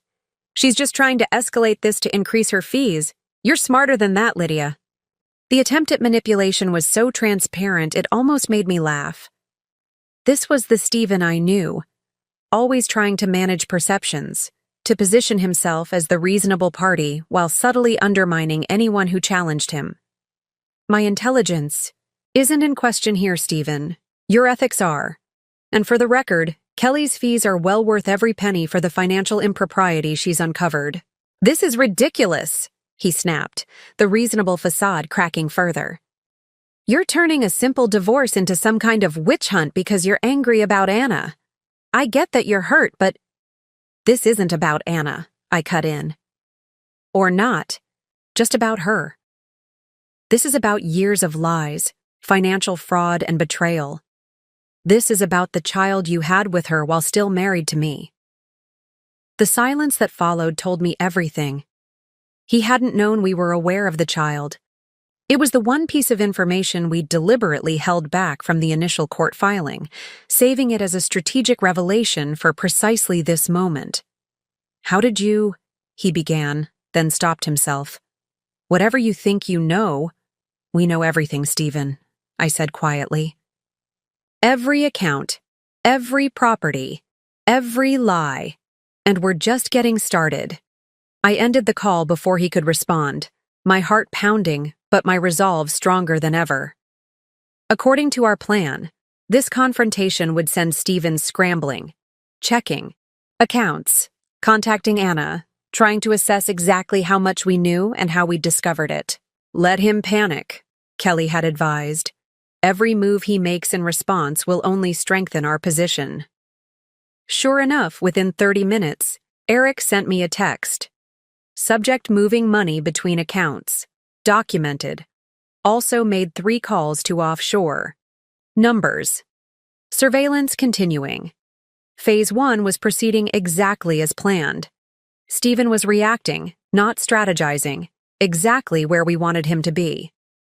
That evening, as I sat on my porch watching the sunset with a glass of wine, my phone pinged. With a message from a number I didn't recognize. This is Anna. We need to talk. I smiled into my wine glass. Phase 2 was about to begin. I stared at Anna's text message for a long moment, then forwarded it to Kelly with the question, should I respond? Her reply came quickly. Yes, but carefully. Suggest a public meeting place. Record everything. Don't. Go alone. After consulting with Kelly and Eric, I crafted a response that was deliberately neutral. I'm willing to meet. Tomorrow, 2 p.m., Riverside Cafe downtown. Anna's agreement came within minutes. Joan immediately volunteered to accompany me. But Kelly suggested someone less recognizable to Stephen would be better. We don't want him to know you're meeting if Anna tells him, she explained. And so at 1:45 the following afternoon, I found myself sitting at a corner table in the busy cafe. Eric's associate, a woman in her 30s named Melissa, who could easily blend in as a friend, seated at the next table, her phone positioned to record our conversation. Anna arrived precisely at 2, and I was struck again by how different she was from what I'd expected. In my imagination, Stephen's mistress had taken on almost mythical proportions, more beautiful, more sophisticated, more everything than me. The reality was more mundane, a woman roughly my age, attractive but not stunningly so, dressed in business. Casual attire, her expression a mixture of determination and unease. Thank you for meeting me, she said, sliding into the seat across from me. She placed her handbag on the table, angled in a way that made me immediately suspicious it contained a recording device of her own. What did you want to discuss? I asked, keeping my voice neutral. Anna glanced around, then leaned forward slightly. I think we should talk about how to resolve this situation without things getting ugly. Stephen says you're making some serious accusations. Not accusations. Facts, I corrected her. Facts supported by substantial evidence. She shifted uncomfortably. Look, I understand you're hurt. Finding out about us. The way you did was terrible. Stephen handled everything badly, and I'm sorry for my part in that. Are you sorry about moving into my house while I was with my dying mother? I asked, unable to keep a slight edge from my voice. Or just sorry I came home early and caught you? A flush crept up her neck. I deserve that. But Lydia, can I call you Lydia? This doesn't have to get messier than it already is. Whatever you think Stephen's done. I know what he's done, I interrupted. The question is how much you know. Are you aware of where the money came from for the condo in your name? Or the beach house in Oregon? Or the trust fund for your child? Her eyes widened almost imperceptibly. Confirmation that she'd been at least partially in the dark about the source of Stephen's wealth. Stephen has been very successful in his investments, she said carefully. He's built his business from nothing. I couldn't help the small, incredulous laugh that escaped me. Is that what he told you? That he built his business?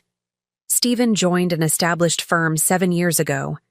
He brought no clients with him. Everything he has, he either married into or stole. Anna's expression hardened slightly. I didn't come here to listen to you disparage him. Why did you come, Anna? To convince me to drop the financial fraud claims? To protect Stephen? Or to protect yourself? She sat back, reassessing. Me. I could almost see her adjusting her approach, realizing I wasn't the emotional, easily manipulated woman she'd expected. I came to suggest a compromise, she finally said. One that would benefit all of us. Stephen is prepared to be generous. In the divorce settlement, if you'll withdraw the more inflammatory accusations. Generous with whose money? I asked pointedly. The funds he embezzled from his clients? The marital assets he hid from me? Or perhaps the money from selling property that isn't legally his to sell? Anna's confident facade cracked slightly. I don't know what you're implying. I'm not implying anything. I'm stating directly that Stephen has been committing financial fraud for years, and anyone who knowingly benefits from that fraud could potentially face legal consequences themselves. The color drained from her face. That's absurd. You're trying to intimidate me. No, I'm trying to make you understand the seriousness of the situation. This isn't just about a messy divorce or a husband's infidelity. This is about criminal activity that could result in prosecution. Anna's hand moved unconsciously to her stomach in a protective gesture, and I suddenly realized what I hadn't noticed. Before, she was pregnant again. How far along are you? I asked more gently. She looked startled, then resigned. 4 months. How did you know? Intuition, I said, the revelation adding a new dimension to her desperation to resolve the situation. Quickly. Anna, I don't want to hurt you or your children, but I won't be manipulated or threatened, and I won't allow Stephen to escape the consequences of his actions. He says you're just bitter, she said, but with less conviction than before. That, you're making up financial improprieties because you're angry about our relationship. I have documentation of every allegation I've made, I replied. Bank transfers, property deeds, client account records. Does that sound like something I've made up out of bitterness? Anna was silent for a long moment, her eyes focused on the table between us. When she finally looked up, her expression had changed. The confident emissary replaced by a woman confronting an uncomfortable possibility. If, hypothetically, what you're saying is true, she said carefully, what happens now? I considered my response, aware that this conversation was likely to be reported back to Stephen verbatim. That depends partly on Stephen's next move. If he continues trying to hide assets and deceive the court, things will escalate. If he chooses to be transparent and make restitution, there may be a path forward that doesn't involve criminal charges. And what about me? My children? The vulnerability in her voice was genuine, cutting through my residual anger. As I said, I have no desire to hurt innocent people caught in Stephen's deception, but I would suggest you consult your own attorney, not Stephen's, about your legal position. Soon. Our conversation continued for another 15 minutes, growing increasingly strained as Anna realized she wasn't going to intimidate or persuade me into backing down. When she finally left, I remained at the table, processing the encounter and waiting for Melissa to confirm she'd successfully recorded everything. She was recording too, Melissa noted as she joined me, sliding a small device across the table. Standard issue, easy to detect. Eric will want to analyze both recordings to make sure they match, in case she or Stephen tries to selectively edit. Nodded, mentally exhausted from maintaining my composure throughout the confrontation. She's pregnant again. That complicates things. Melissa's expression softened slightly. Maybe for her. Doesn't change what he did. No, I agreed, but it makes the collateral damage more significant. As I walked back to my car, my phone rang, Kelly calling for an immediate update. Anna was definitely sent by Stephen, I told her, describing the meeting in detail. But I think she's starting to realize she doesn't have the full picture. She seemed genuinely shocked by some of what I told her. That's consistent with what we're seeing in their text exchanges, Kelly confirmed. She's asking him questions, now that she wasn't before. Creating doubt between them works in our favor. What's our next move? I asked, pulling into traffic. We wait, Kelly said simply. The court has scheduled an emergency hearing on the asset freeze for tomorrow morning. Stephen's lawyer will be there arguing against it. Once the judge rules, which I expect will be in our favor given the evidence, we'll see how Stephen reacts. That will determine our next steps. I ended the call feeling emotionally drained but strangely empowered. The confrontation with Anna had been difficult, but I'd held my ground, maintained my composure, and possibly even planted seeds of doubt that could fracture Stephen's support system. It was a small victory, but right now, I'd take whatever wins I could get. The real battle was just beginning. The courthouse loomed before me, its stone facade imposing in the morning light. I'd never been to a court hearing before, had never imagined myself as part of the legal dramas that unfolded within those walls. Yet here I was, dressed in a conservative navy suit, my mother's locket around my neck like a talisman, about to face my husband in a legal battle over the ruins of our marriage. Remember, you don't need to speak unless directly addressed by the judge, Kelly reminded me as we climbed the steps. I'll handle all the arguments. Your presence alone sends the message that you're fully engaged in this process. Inside, the courtroom was less dramatic than television had led me to expect. No soaring ceilings or ornate woodwork, just a functional, modern space with fluorescent lighting and uncomfortable wooden benches. I sat beside Kelly at the plaintiff's table, keeping my gaze forward as Stephen and his attorney, Andrew Blackwell, entered and took their places at the defense table. I could feel Stephen's eyes on me, but I refused to look his way. This was the first time we'd been in the same room since I'd kicked him out of the house, and I was determined not to give him the satisfaction of seeing any emotional reaction from me. Judge Patricia Morris entered, a stern-looking woman in her 60s with silver hair and piercing eyes that seemed to miss nothing. After the formalities, she addressed the purpose of the hearing directly. We're here on plaintiff's emergency motion to freeze all assets connected to the marriage of Lydia and Stephen Calloway, based on allegations of financial impropriety and concealment. Ms. Reynolds, you may proceed. Kelly rose, the very picture of professional competence, and laid out our case with devastating precision. She presented the evidence of hidden accounts, property held in Anna's name, and suspicious transfers from client accounts, all documented in the exhibits we'd filed with the court. Your Honor, this is not simply a matter of a spouse hiding a few assets during divorce proceedings, which would be concerning enough.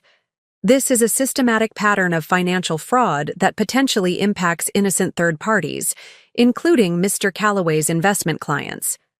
Andrew Blackwell, a polished man in his 50s with the confident bearing of someone accustomed to winning, countered by portraying me as emotionally unstable, devastated by my mother's death, and lashing out with unfounded accusations. Mr. Calloway's financial activities are complex but entirely legitimate, he argued smoothly. The plaintiff has misinterpreted standard investment practices as nefarious activities because she lacks financial sophistication and is motivated by understandable but misplaced anger over the end of her marriage. The condescension in his tone made my blood boil, but I maintained my composed expression, just as Kelly had coached me.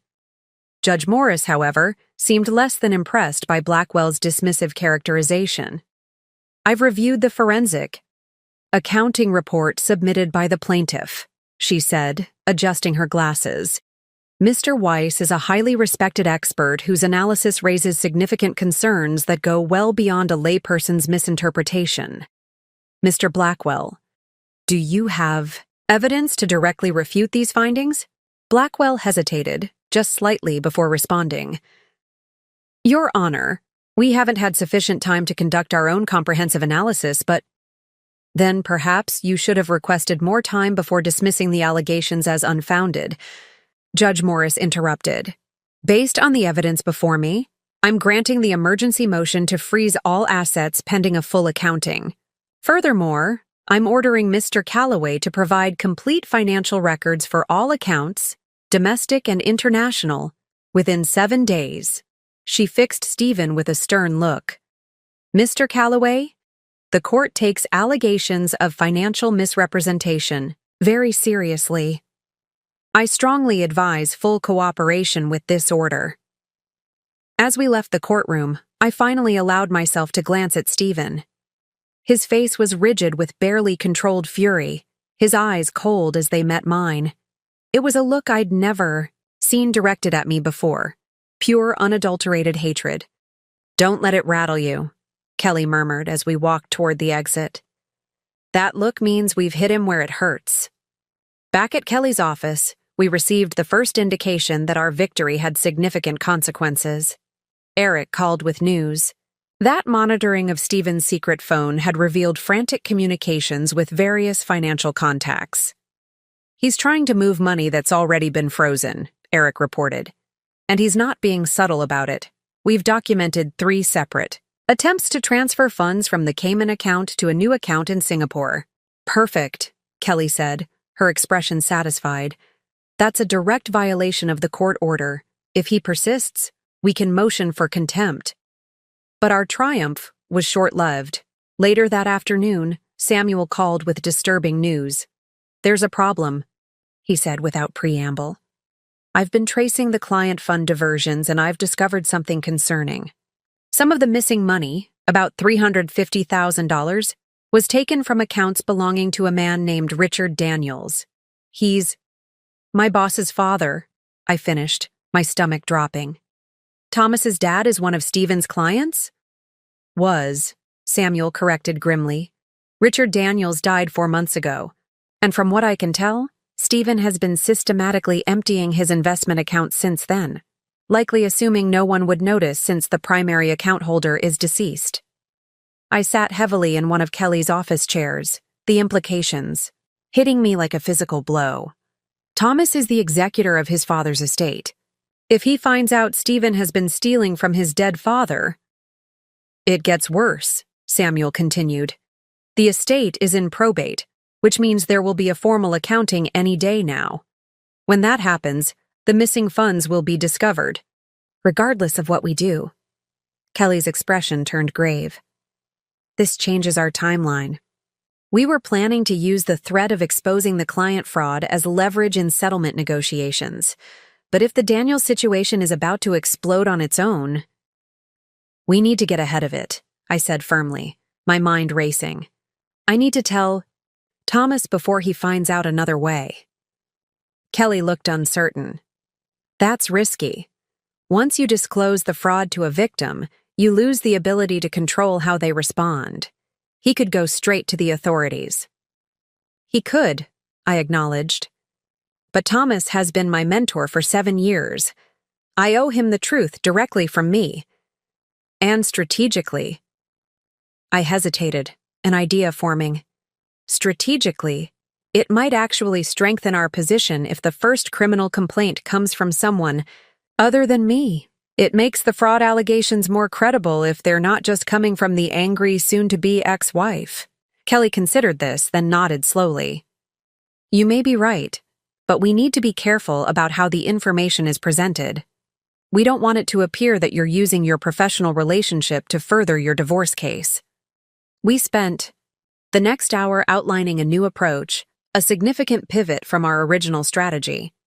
Instead of holding the client fraud evidence as leverage, we would begin selective disclosure to the most severely impacted clients, providing them with documentation of the misappropriated funds and options for recourse.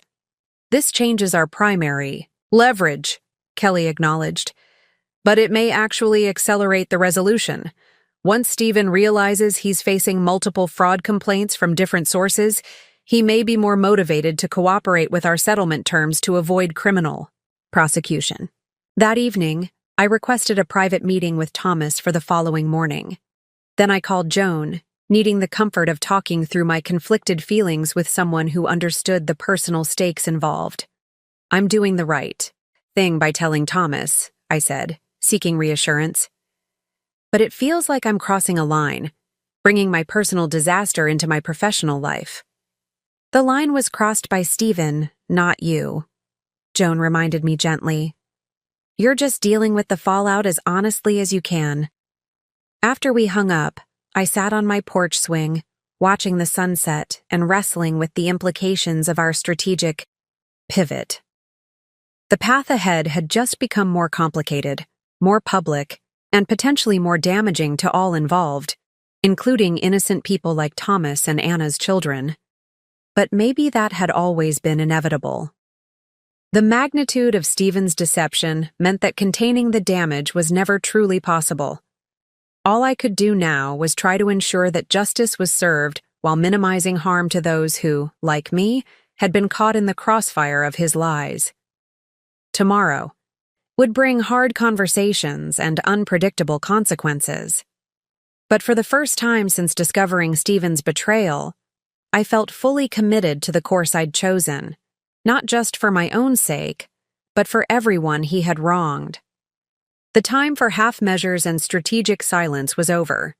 The truth, in all its ugly complexity, needed to come to light. Thomas's office had always felt like a sanctuary to me, a place where problems had clear solutions, where competence was valued above all else. Now, as I sat across from his desk with a folder of documents in my lap, that familiar space felt charged with a tension I'd never experienced there before. This sounds serious, Lydia, Thomas said, his usual brisk manner tempered by concern. What's going on? I took a deep breath, steadying myself. I've discovered something about my husband that directly affects you and your family. It's about your father's investment accounts. Thomas's expression shifted, alert and cautious. What about them? Stephen has been siphoning funds from them since your father's death, I said, forcing myself to maintain eye contact as I delivered this devastating news. I have documentation showing withdrawals of approximately $350,000 over the past 4 months. For a moment, Thomas stared at me in disbelief. Then he reached for the folder I offered, opening it with hands that weren't quite steady. I waited silently as he reviewed the bank statements, transfer records, and Samuel's forensic analysis, his face growing progressively more rigid with anger. You're certain of this? He finally asked, his voice deceptively calm. Yes, I confirmed. The records are clear. And Thomas, your father isn't the only victim. We've identified at least 12 other clients whose accounts have been similarly depleted. He sat back in his chair, processing the implications. How did you discover this? I explained about my mother's investigation, the evidence she'd gathered, and how it had led to the broader financial review during my divorce proceedings. I was careful to emphasize that I'd come to him immediately upon discovering his father was involved. "I'm so sorry," I concluded. "I know this is a shock, and I hate to be the one telling you this, but I felt you deserved to hear it from me directly, rather than discovering it during the probate process." Thomas was silent for a long moment, tapping his fingers on the desk in the rhythmic pattern I knew signaled he was thinking deeply. Finally, he looked up, his expression resolute. "I appreciate your coming to me with this, Lydia. It couldn't have been easy." He gestured to the documents. "May I keep these?" "Of course," I said. "And if you decide to take action, my forensic accountant is prepared to provide any additional information you might need." "Oh, I'll be taking action," Thomas assured me, his voice hardening. "Starting with a call to my attorney, followed by one to the police. This isn't just theft, it's desecration. He stole from my dead father." The raw pain in his voice made my throat tighten. "I understand, and I'll support whatever course you choose to take." As I left Thomas's office, I felt a complex mixture of emotions. Relief at having done the right thing, sadness for the additional pain my husband had caused, and a growing certainty that our strategic pivot had just accelerated the timeline. Dramatically, I was right. By that evening, Kelly called to inform me that Thomas had indeed filed a police report and a formal complaint with the State Securities Commission. Additionally, his attorney had contacted the district attorney's office to discuss potential criminal charges. "This is moving faster than even I anticipated," Kelly admitted. "The DA's office has already reached out to Samuel requesting his forensic analysis, and they've indicated they'll be contacting us for a formal statement from you." "Is that good? Or bad for our case?" I asked. "Both," Kelly said pragmatically. "It's good because it validates our allegations and puts tremendous pressure on Stephen. It's potentially complicated because once criminal proceedings begin, they can sometimes delay civil matters like divorce settlements. But overall, I think this strengthens our position considerably," she confirmed, "especially since we initiated the disclosure proactively. It shows good faith on your part." The next day brought a flurry of developments. Eric reported that Stephen's secret phone was blowing up with increasingly panicked messages, not just from Anna, but from financial contacts warning him about account freezes and regulatory inquiries. Samuel called to inform us that 2 other clients had come forward with concerns about their accounts after being contacted by the Securities Commission investigators. Most significantly, Stephen's attorney requested an urgent meeting with Kelly to discuss settlement options, a clear indication that our strategy was having the desired effect. "He's feeling the walls closing in," Kelly observed during our pre-meeting strategy session. "The question is whether he's ready to surrender or just looking for a way to buy time." She advised me not to attend the initial meeting. "Let's keep you as the reasonable but firm party in the background," but promised a full report immediately afterward. While Kelly met with Andrew Blackwell, I busied myself with a long-postponed task, sorting through my mother's personal belongings that Joan had shipped from Milwaukee. Each item carried memories: her favorite cardigan, still holding traces of her perfume; the dog-eared copy of Jane Eyre she read annually; the handwritten recipe cards passed down from my grandmother. As I carefully organized these treasures, I found myself talking aloud to my mother, sharing my fears and hopes about the path I'd chosen. "I wish you could tell me if I'm doing the right thing," I said softly, holding her locket in my palm. "If this is what you would have wanted." My phone rang, interrupting my reverie. Kelly calling from her car after the meeting with Blackwell. "It's significant," she said without preamble. "Stephen is offering a complete financial disclosure, full cooperation with the Securities Commission investigation, and a settlement that gives you 70% of all marital assets." I sat down abruptly, stunned by the sudden shift. "That's unexpected. What's the catch?" "He wants confidentiality regarding the affair and Anna's pregnancy. And he's asking that you make a statement to the DA indicating you believe he intended to return the client funds eventually." I frowned. considering the implications. He wants me to help mitigate the criminal charges. Essentially, yes, Kelly confirmed. He's facing serious legal consequences regardless, but your statement could potentially influence whether he faces the maximum penalties. What did you tell Blackwell? That we'd consider the offer and respond within 48 hours, Kelly said. I wanted to discuss it with you first. This is ultimately your decision, Lydia. After ending the call, I returned to my mother's belongings, my mind churning with conflicting thoughts. Stephen's offer was far more generous than we'd initially hoped for financially. The question was whether I could, in good conscience, help lessen the consequences for his criminal actions, even slightly. As I lifted a small wooden box from the packing materials, something fell out. A photograph I'd never seen before. It showed my mother as a young woman, standing proudly in front of her first apartment, her expression radiating independence and hope. On the back, she'd written, "First day on my own, scared but free." I stared at the image, something clicking into place. My mother had always encouraged my independence, had insisted on protections like keeping the house in my name alone. She'd investigated Stephen not out of vindictiveness, but to ensure I could make informed choices about my life.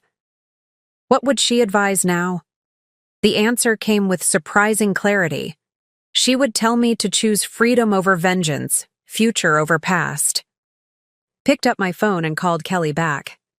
I've made my decision, I said, my voice steady with newfound certainty. Tell Blackwell we have a counteroffer. 3 days after Kelly delivered our counteroffer, I found myself sitting in a conference room at her office, waiting for Stephen and his attorney to arrive for the face-to-face meeting that would potentially end our legal battle. The table was arranged with deliberate precision, documents stacked neatly, water glasses placed at exact intervals, the physical embodiment of Kelly's meticulous approach. Remember, Kelly advised as we waited, this meeting is about finalizing details, not reopening negotiations. The framework is already agreed upon. If Stephen attempts to deviate from what we've outlined, we walk away. I nodded, smoothing invisible wrinkles from my charcoal gray dress, a new purchase that Joan had insisted upon for this occasion. You need armor, she'd said while we shopped. Something that makes you feel powerful. The structured silhouette and subtle elegance of the dress did exactly that, providing an external confidence to match my internal resolve. When Stephen entered alongside Andrew Blackwell, I was struck by how different he looked from the man I'd married. Just weeks of facing consequences had visibly aged him. New lines etched around his mouth, dark circles beneath his eyes, his normally immaculate appearance slightly disheveled. He met my gaze briefly, then looked away, unable or unwilling to maintain eye contact. The initial exchanges were formal and tense, with both attorneys reviewing the settlement terms we'd negotiated. I would receive the house in Portland plus 65% of all marital assets. Stephen would retain his retirement accounts and the smaller of our investment portfolios. And most importantly, I would provide a statement to the district attorney indicating that I believed Stephen had intended the client fund borrowing to be temporary. In exchange, Stephen would make full financial disclosure, cooperate completely with regulatory investigations, and accept responsibility for his actions. The divorce would proceed as uncontested, with none of the salacious details of his relationship with Anna made public. Before we sign, Kelly said, sliding the final settlement document across the table, Ms. Calloway has requested 5 minutes to speak privately with her husband. Blackwell frowned, clearly uncomfortable with the idea. I'm not sure that's advisable at this stage.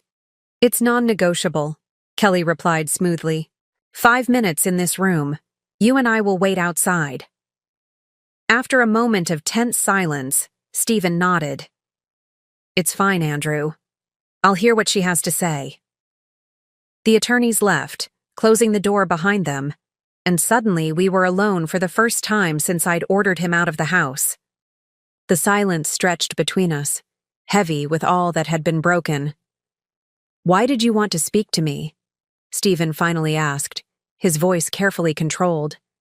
I took a measured breath, centering myself. "I wanted to look you in the eye when I ask, was any of it real? Our marriage, our plans, our life together? Was any of it genuine?" He flinched slightly, clearly not expecting such a direct question. "Of course it was real. I did love you, Lydia. Just not enough," I said quietly. "Not enough to be faithful, to be honest, to honor the promises you made." Stephen's expression hardened. "Is that what you wanted? To make me say it out loud? Yes, I failed as a husband. Yes, I lied to you. Are you satisfied now?" "This isn't about satisfaction," I replied, maintaining my composure despite the anger simmering beneath his words. "It's about understanding. For 10 years, I built my life around a man who was living a complete lie. I need to know why." He ran a hand through his hair, a gesture so familiar it made my heart ache despite everything. "It wasn't planned, if that's what you're thinking. Things with Anna, they just happened. And once they started, I couldn't seem to stop. It was like living 2 different lives." "And the stealing?" I pressed. "Did that just happen too?" A flush crept up his neck. "I never thought of it as stealing. Not really. I was just moving money around, borrowing from accounts that weren't being actively monitored. I always intended to replace it once some investments paid off." The casual way he dismissed his theft was breathtaking. Those were people's life savings, Stephen. Thomas's father's legacy to his family. My mother's friend Mrs. Abernathy's retirement fund. Real people with real lives that you damaged. For the first time, genuine shame flickered across his face. "I know, I got in over my head. The lifestyle, the expenses, it all spiraled. And then Anna got pregnant, and I needed to provide for them too, and—" He trailed off, perhaps, realizing how inadequate any explanation sounded. "Did she know?" I asked. "About the stealing, I mean." He shook his head quickly. "No. She thought it was all legitimate. She still doesn't know the full extent of it even now." I studied him, this stranger I'd shared a bed with for a decade, trying to reconcile the man I'd loved with the person sitting before me. "You've lost everything," I said softly. "Your career, your reputation, possibly your freedom. Was it worth it?" Stephen didn't answer immediately, his gaze dropping to his hands. "I'll probably go to prison," he finally said, his voice barely audible. "Even with your statement, the DA says jail time is almost certain. I've lost my license to practice. Most of our friends won't speak to me." He looked up, meeting my eyes. Directly for the first time. "So no, it wasn't worth it. Nothing could be worth this. Then why did you fight so hard when I first filed for divorce? Why not just come clean then?" "Fear," he admitted. "Once you start living a lie, it's terrifying to face the truth. I convinced myself I could still find a way out, that I could fix things without anyone discovering what I'd done." I nodded, understanding more than I wanted to. Fear was a powerful motivator. Fear of loss, fear of judgment, fear of consequences. I'd known my share of it during our marriage, always afraid of disrupting the perfect image we presented to the world. "I'm sorry about your mother," Stephen said unexpectedly. "I should have been there for you, regardless of everything else. That was unforgivable." The simple acknowledgement pierced through my carefully maintained composure, bringing tears to my eyes despite my best efforts. "Yes," I agreed, my voice thick. "It was." We sat in silence for a moment, the air between us heavy with regret and endings. "What will you do now?" he asked. "After all this is settled?" I considered the question, thinking about the plans I'd begun to form. "Live," I said simply. "On my own terms, without pretense or fear. My mother left me a surprising gift in the midst of all this pain, the knowledge that I'm stronger than I ever imagined. Stephen nodded, something like respect flickering in his eyes. You are. He reached for the settlement papers, uncapping a pen. For what it's worth, I am sorry, Lydia. Not just for getting caught, but for the hurt I caused. I never thought I was capable of becoming this person. As he signed his name to the document that would legally end our marriage, I felt a curious sense of closure washing over me. The man I'd married was gone, perhaps had never truly existed. But the woman I was becoming was real, forged in the crucible of betrayal and loss, emerging stronger for having survived the fire.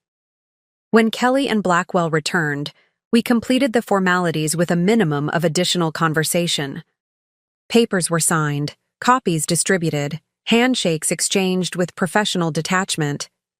And then it was done. The legal battle concluded, the terms of surrender established. As Stephen rose to leave, he paused, looking at me one last time. I hope you find happiness, he said quietly. You deserve that much, at least. I met his gaze steadily. I will, I replied, the words a promise to myself as much as a response to him. I already am. After they departed, Kelly turned to me with a rare smile. It's over, she said. You've won. But as I gathered my things to leave, I realized it wasn't about winning or losing anymore. It was about survival and transformation, about walking through the wreckage of the life I'd planned and finding the courage to build something new from the ashes. That felt less like victory and more like rebirth, painful, messy, and infinitely more valuable. The days following the settlement agreement passed in a blur of paperwork, meetings, and formal statements. I provided my carefully worded testimony to the district attorney's office, emphasizing that while I believed Stephen had intended to return the misappropriated funds, his actions still constituted serious breaches of trust and professional ethics. It was a delicate balance, fulfilling my part of our agreement while still ensuring justice for his victims. You did well, the prosecutor, a no-nonsense woman named Veronica Diaz, told me after we finished. Your statement was fair, but didn't minimize the gravity of what he did. Will it make a difference in his sentencing? I asked, uncertain whether I wanted it to or not. She considered this thoughtfully. It might reduce the maximum sentence slightly, but make no mistake, he's still facing significant jail time. Financial crimes of this magnitude, with multiple victims and a pattern of deception, aren't treated lightly. I nodded, a complex mix of emotions swirling inside me. Part of me still struggled to reconcile the man I'd married with someone capable of actions deserving prison time. Yet another part knew that consequences were necessary, not just for justice, but for Stephen himself to ever rebuild any kind of life afterward. The Securities Commission investigation continued to expand, with more affected clients coming forward. Thomas had become a key figure in coordinating the victims, using his business connections to ensure their voices were heard. He'd been unexpectedly kind to me throughout the process, making it clear he didn't hold me responsible for Stephen's actions. If anything, he said during one of our conversations, you're as much a victim as any of us. More so, in some ways. We lost money. You lost the foundation of your life. His words touched me deeply, easing some of the lingering guilt I carried for not having recognized what was happening sooner. No one, not even Thomas, blamed me for Stephen's crimes. No one except myself. Kelly helped me navigate the final legal steps of the divorce, which proceeded swiftly now that all contested issues had been resolved. The judge will sign the final decree next week, she informed me during our last official meeting. After that, you'll legally be Lydia Harmon again if you choose to revert to your maiden name. The thought of reclaiming my birth name felt right. AEEI. Symbolic return to myself after years of living as someone else's wife. I do, I confirmed. It's time to be Lydia Harmon again. As the legal matters wound down, I found myself facing the more personal aftermath of the divorce. Joan had been my rock throughout, but I knew she was concerned about my emotional healing. "What's next for you?" she asked one evening as we shared a bottle of wine on my porch swing. "You've been in crisis mode for so long. Have you thought about what comes after?" It was a question I'd been asking myself with increasing frequency. The divorce settlement had left me financially secure. Between the house, the investment accounts, and the unexpected inheritance from my mother, I had more than enough to live comfortably without working if I chose. But the prospect of an empty future stretched before me was daunting. "I'm thinking about taking a sabbatical from work," I admitted. "Maybe travel for a while. There's a world out there I've never seen because I was too busy building a life around Stephen's career and our social obligations." Joan nodded encouragingly. "That sounds perfect. Where would you go first?" "Italy," I said without hesitation. My mother always wanted to go to Tuscany. She had this dream of spending a summer there, writing and painting. After my father died, she talked about it sometimes, but she never went. Always too many responsibilities, too many reasons to stay home. "So you'll go for both of you," Joan suggested gently. "Yes," I agreed, the idea taking firmer shape in my mind. "I think I will." As plans for my sabbatical began to form, I received an unexpected call from Anna. My first instinct was to reject it, but curiosity won out. "I hope it's okay that I'm calling," she began, her voice tentative. "I wanted to thank you." "Thank me?" I repeated, genuinely confused. "For what?" "For the way you handled everything," she replied. "Stephen told me about your statement to the DA, and about how you kept our situation out of the public record. You didn't have to do that." I was silent for a moment, processing her gratitude. "I didn't do it for Stephen," I finally said. "Or even for you, really. I did it because dragging your children through public humiliation wouldn't serve any purpose except revenge. And I'm trying to build something better than that." "Still," she persisted, "it was decent of you, especially given how you found out about us." A question that had lingered in my mind for weeks suddenly surfaced. "Did you know I was with my dying mother when you moved in? Did Stephen tell you that?" Her sharp intake of breath was answer enough. "No," she said quietly. "He told me you were staying with a friend after a fight, that you'd essentially moved out already." She paused, then added, "I should have questioned it more." Looking back, there were so many things I should have questioned. The confirmation that Stephen had lied to her too didn't surprise me, but it did offer a strange kind of closure. His deception had been comprehensive, touching every aspect of his life. "What will you do now?" I asked, echoing the question Stephen had posed to me during our final meeting. "Try to build a life for my children," she said simply. "Stephen will be in prison when the baby is born. I need to create stability somehow." Despite everything, I felt a flicker of empathy for her. She too had built her life around a lie, and now had to find her way forward in its aftermath. "I wish you luck with that," I said, and found I meant it sincerely. After we hung up, I wandered through my house, not ours anymore, and realized how much it had transformed in the weeks since Stephen's departure. I'd redecorated subtly but significantly, replacing the formal aesthetic he'd preferred with warmer colors and more comfortable furnishings. Photos of my mother, my childhood, and my friends now occupied prominent places where once there had been carefully curated artwork chosen to impress guests. The space felt authentically mine in a way it never had before, reflecting my tastes and preferences rather than a compromise designed to maintain marital harmony. It was both symbolic and literal. I was reclaiming not just physical space, but the emotional and psychological territory of my own identity. That evening, I sat down at my mother's old writing desk, which I'd moved from her house to mine after the funeral, and began drafting a letter to my boss requesting a 6-month sabbatical. As the words flowed onto the page, I felt a growing sense of liberation, not just from Stephen and the marriage that had constrained me, but from all the expectations and limitations I'd accepted without question for so long. The path ahead was uncertain, but for the first time in years, that uncertainty felt like possibility rather than threat.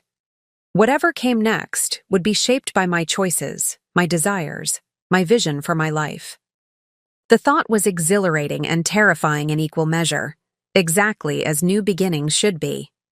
6 months after the final divorce decree, I stood on a hilltop in Tuscany, watching the sunset paint the rolling landscape in shades of gold and amber.